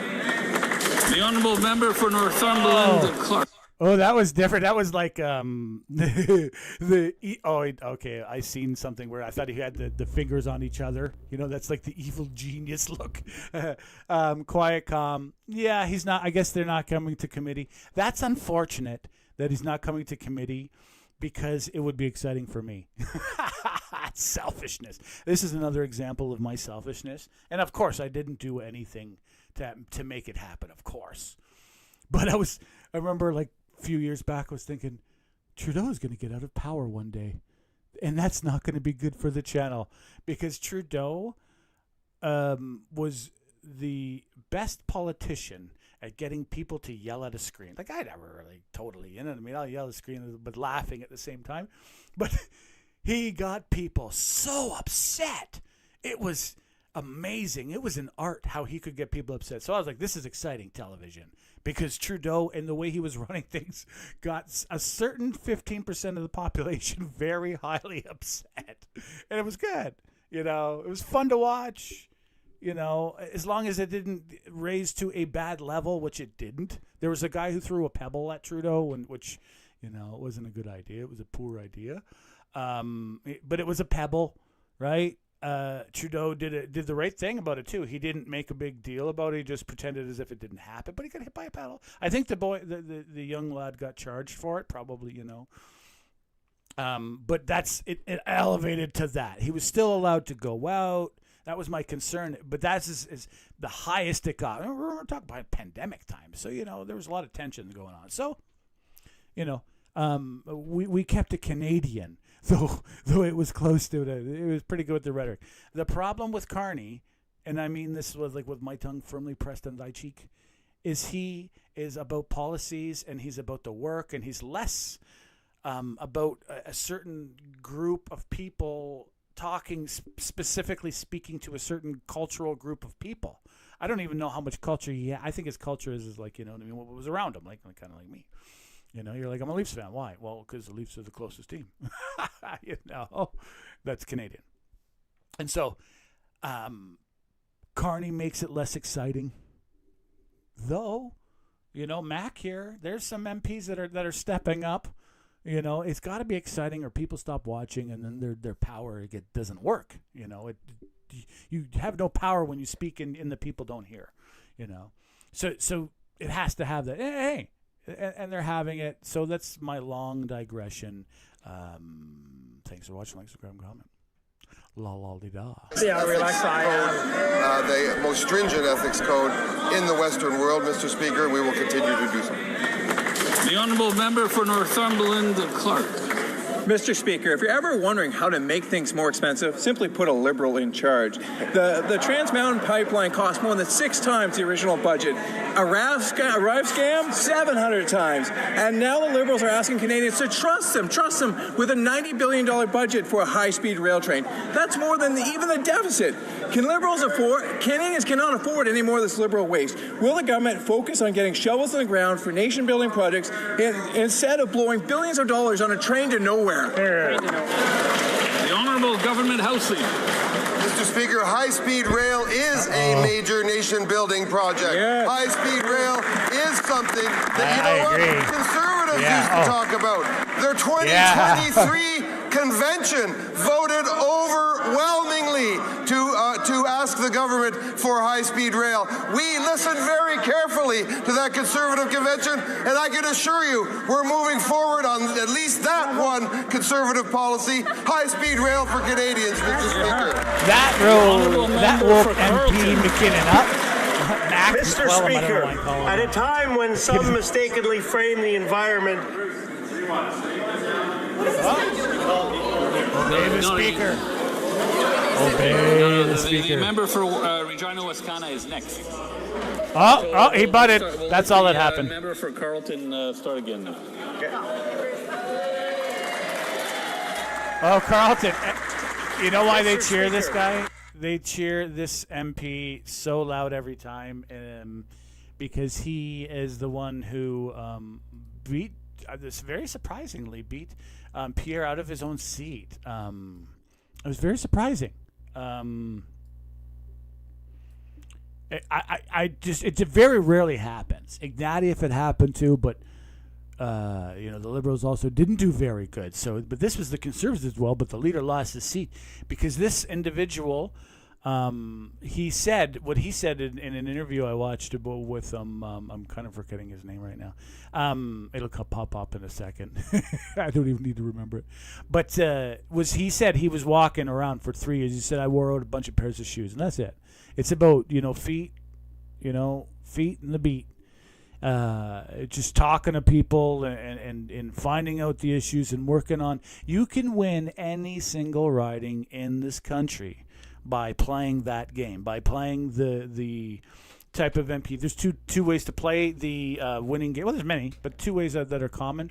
It's you can be like, hey, vote for our leader, he's the best. Or you can be the one that says, hey, listen, don't worry about the parties. Don't worry about what the big things are happening.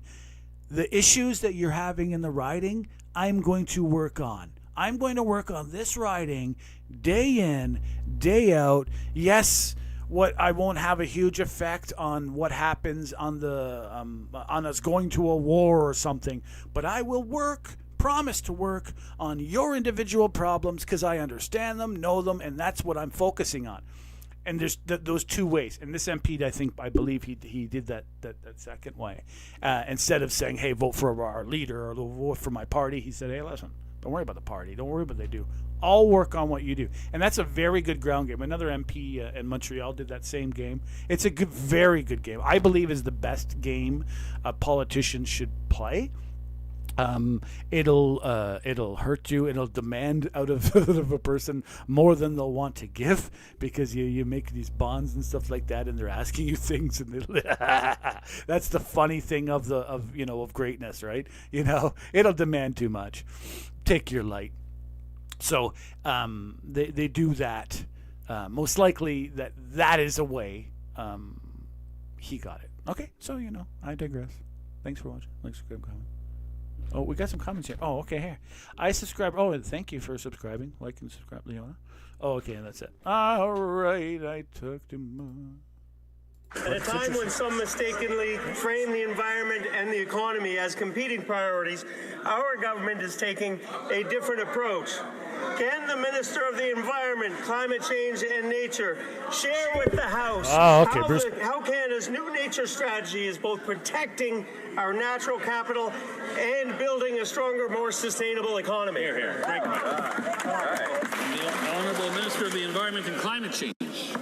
Thank you, Mr. Speaker. And I would like to thank the member from Carleton because it's a very important question. We were able to tour in his riding how sheep farmers and solar farming are working right alongside each other to create great jobs in rural communities. The nature strategy that we've put forward in our plan is going to work on creating 2 new parts, a marine conservation area in Eastern James Bay area, and Seal River in Manitoba. But more than that, we're working on mapping to help projects be built well, and we're going to mobilize capital so we can continue to build these amazing projects. Honourable Member for Regina Wascana. Yeah, 2 good things. I'm glad they highlighted them. Reported that Regina's new federally subsidized electric buses could run for only 3 hours per day in the winter. But in response to a written question, the Liberals said that they, quote, have not been made aware of any instances where battery electric buses were unable to operate in cold weather. That's anywhere in the country. 3 How is it hours. possible for the Liberals to be so unaware of billions of dollars of waste, and why do they continue to throw money at buses that won't work in Canadian winters? MP Cram, that's a conservative name if there ever was one. Yeah, that's kind of a good question. 3 hours, I don't know, it seems... I appreciate the opportunity for member opposite to let me highlight the work that is going into the Canada Public Transit Fund and to the Zero Emission Transportation Fund. We have opportunities to invest in zero emission transportation, battery electric buses. Technology is improving by the month. Hey, those MPs are passing notes. Electric buses operating in class. many cities across Canada. Edmonton is currently the city with the lead. Edmonton, as some of the members opposite will know, is fairly far north in Canada, and those buses are running well. So there is evidence around the world that battery electric buses will deliver. The honourable member for Winnipeg Centre. Mr. Speaker, big He talked too corporations long. and grocery chains have found a new way to rip off people. It's called surveillance pricing. By using personal data to charge you more based on where you live, what you search for online, or how often you shop. This is predatory. It's just plain creepy, Mr. Speaker, and it's driving up prices even higher during a cost of living crisis. So will the Liberal government support our NDP motion and ban surveillance pricing to finally bring food prices down? This MP, the Honourable Minister of Finance. got Mr. into... my colleague is raising Oh, a wait, very sorry. important question. Finally bring food prices down. This MP, yeah, she got into internet hot water. I'll call it internet hot water because it's not a really big deal. I don't know what the really big deal was, to be honest. Like, she supports, I don't know, the LGBTQ plus I community. There's a couple M's on the end now. I don't know what that means. But I'm happy I memorized that. You know what I mean? The memory does work, even on things that I didn't even try. But the internet blew up was like, I don't leave a comment. Why? What was the? I think she just said I support this community. I honestly don't. I was confused. I'm like, okay, great. Maybe it was just that she put that out there, and the internet blew up because that's what the internet does now. Just because she did anything along the left line. Right now, it's yeah, okay. I don't know. I think she's an MP I wouldn't argue with. I would, if I would, it would be from around the corner. You know what I mean? Like, seems one that would probably. I have a stupid mouth, and she would probably throw something at me. You know? I'd say this was a joke. Of course, they wouldn't pick up my call. All right, let's watch the last bit of it. Thanks for watching. Like, subscribe. So I don't know. Leave a comment about what this. MPs, Minister of Finance. Mr. Speaker, my colleague Something is that raising a very important question, Mr. Something. Speaker. That's why we have already increased the power of the Competition Bureau, Mr. Speaker, because we know that competition is the best way to ensure that we can stabilize price in the country. We will always be on the side of competition, and Canadians know they can trust us that we will always be on their side of the consumers to make sure that they have better price across our nation. Thank you, Mr. Speaker. I would like to highlight the presence of His Excellency, Mr. Pierre-Audrey Page, President of the National Council of the Helvetic Confederation. Helvetic Confederation, Switzerland, Helvetic. It's old terminology and stuff. There's actually a great history behind it. The Swiss, if you don't, I'm going to put that back. He bowed. Oh, yeah, play. The Swiss have, of course, they stayed out of the wars. They are about the money and accounting. I don't believe that they've had any scandals, international scandals, besides that they've taken money from people. They maybe I don't even know if that's a scandal, right? saying we'll keep something safer. So I don't know. I think they've opened that up as well now. There's only certain levels of it, and that was never the largest aspect of the country. Mind you, it's got mountains, so it's a natural place to store your money. It's their forte. But the country is very well run. It's very well run. It has a lot of extra cash and stuff like that. They do have some heavy industries. Hilti is one of them. There's a few industries in that. They're pretty good. Like I said, from what I can tell, obviously I know nothing, but the Swiss Guard is connected with the Pope. They send some people, and you know what I mean. It's a nation that just, you know, I like it because peace, right? They're the nation of peace, and it kind of coincides with, I believe, the Canadian way. And I'm going to put my last digression, because it's the end of the show, is I believe the Canadians, you know, we should have, if I were ruler of the land, which I obviously never will, or advise I would do, was have the, military. We have 80,000 plus the reserve, 120,000, 200,000, CSIS, blah, blah, blah, blah, blah, right? I would shrink every unit. You know, the RCRs would be down to like a couple hundred, maybe 50 guys, you know, small units, and each individual unit, RCR, Pickley's, they saw all of that would be there, but shrunk. Very, very tiny units, Army units and stuff like that, down to a couple thousand. But these people would be like super trained and a lot of money into training and equipment. So we would have a very small special forces group. That's it. And then a very large contingency, what I would have like a humanitarian. We had it called the DART, D-A-R-T. You can Google that, what it is. Basically, have the majority of the Canadian military, the meat, I would call it, that are specialized in disaster relief, in war reparations kind of thing, not money side, but the thing, and conflict zones and that aspect of it. Now, the conventional military kind of would coincide with it. But in war zones, specialty, you know what I mean, putting us in, and I think that would elevate Canada. It'll continue to give us, you know what I mean, the the special forces with very high, the best equipment in the world, you know what I mean, that kind of thing. And then it also will give the Canadian nature, which is, I believe, is the most of Canadians, like, you know, thinking about the Canadians, across the country are more interested in humanitarian endeavors than we are about military endeavors, you know, except for a small few. And I wouldn't want to, like, you know, no closing of the military. That would be silly. It just change the majority focus from just going and conventional war, which isn't happening, to a new place of disaster relief. You know, disasters have always happened, but the world is actually getting better at trying to fix the disasters that happen, right? So I don't know. That's my thoughts. Think about it if you will. You know, changing the nature of the Canadian forces, I believe should be happening. Just special force, like having these guys that are just like, oh my God. You know what I mean? They're just, you know, they're scary people. Having a small contingent of to make those people, though, you'll have to have a training and a lot of people to go through a training of decades and stuff like that. So it'll be, you know, the training contingent will have the majority of the people working.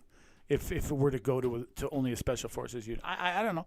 And then, like I said, the meat department for you know, learning skills that they'll need to learn outside of it also. You know, flood relief, construction repairs, things like that, right? Like learning these skills as a part of what they do. And so when they get out, they also be, you know what I mean, and naturally a part of, weaved in with the society with the training. More so than what is now, right? And I'm like I said, I'm not anti-military. I just think that we could punch higher, but we already punch above our weight, but punch higher above our weight by doing that. You know, it's something I've been chewing on for a long time. Not many countries could do that, you know. Canada, Switzerland. Well, Switzerland doesn't have anything outside. But no, not Sweden. No, not many countries. They'd have to have the. Anyway, I'm sorry, I'm talking. Thank you. Like, subscribe, and have a great day. This song, Horace.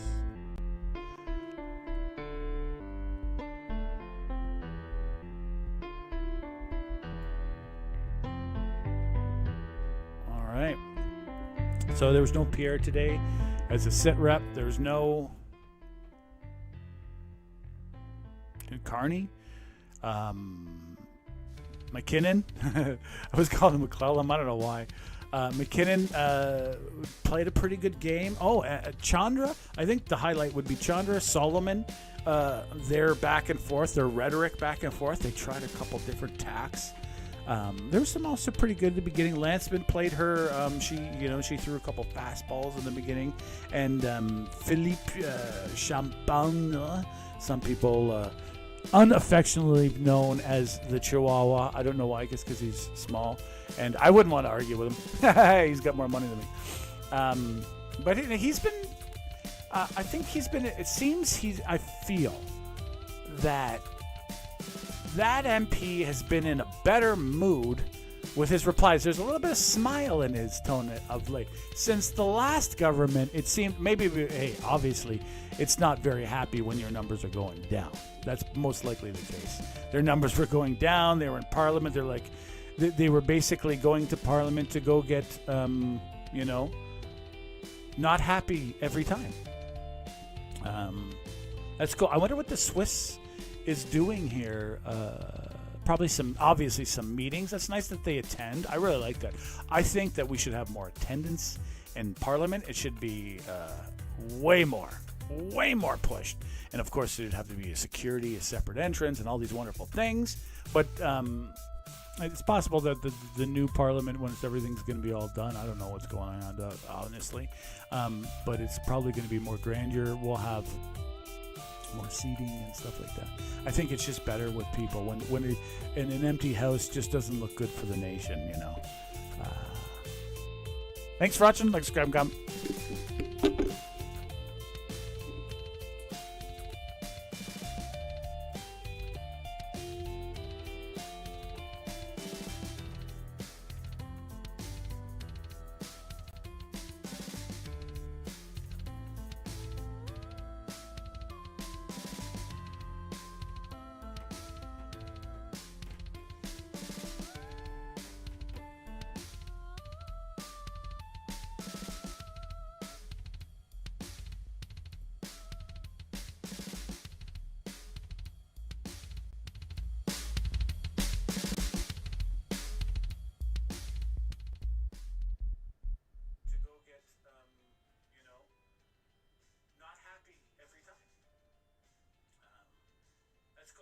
Swiss is doing here. Probably obviously some meetings. That's nice that they attend. I really like that. I think that we should have more attendance in Parliament. It should be way more pushed.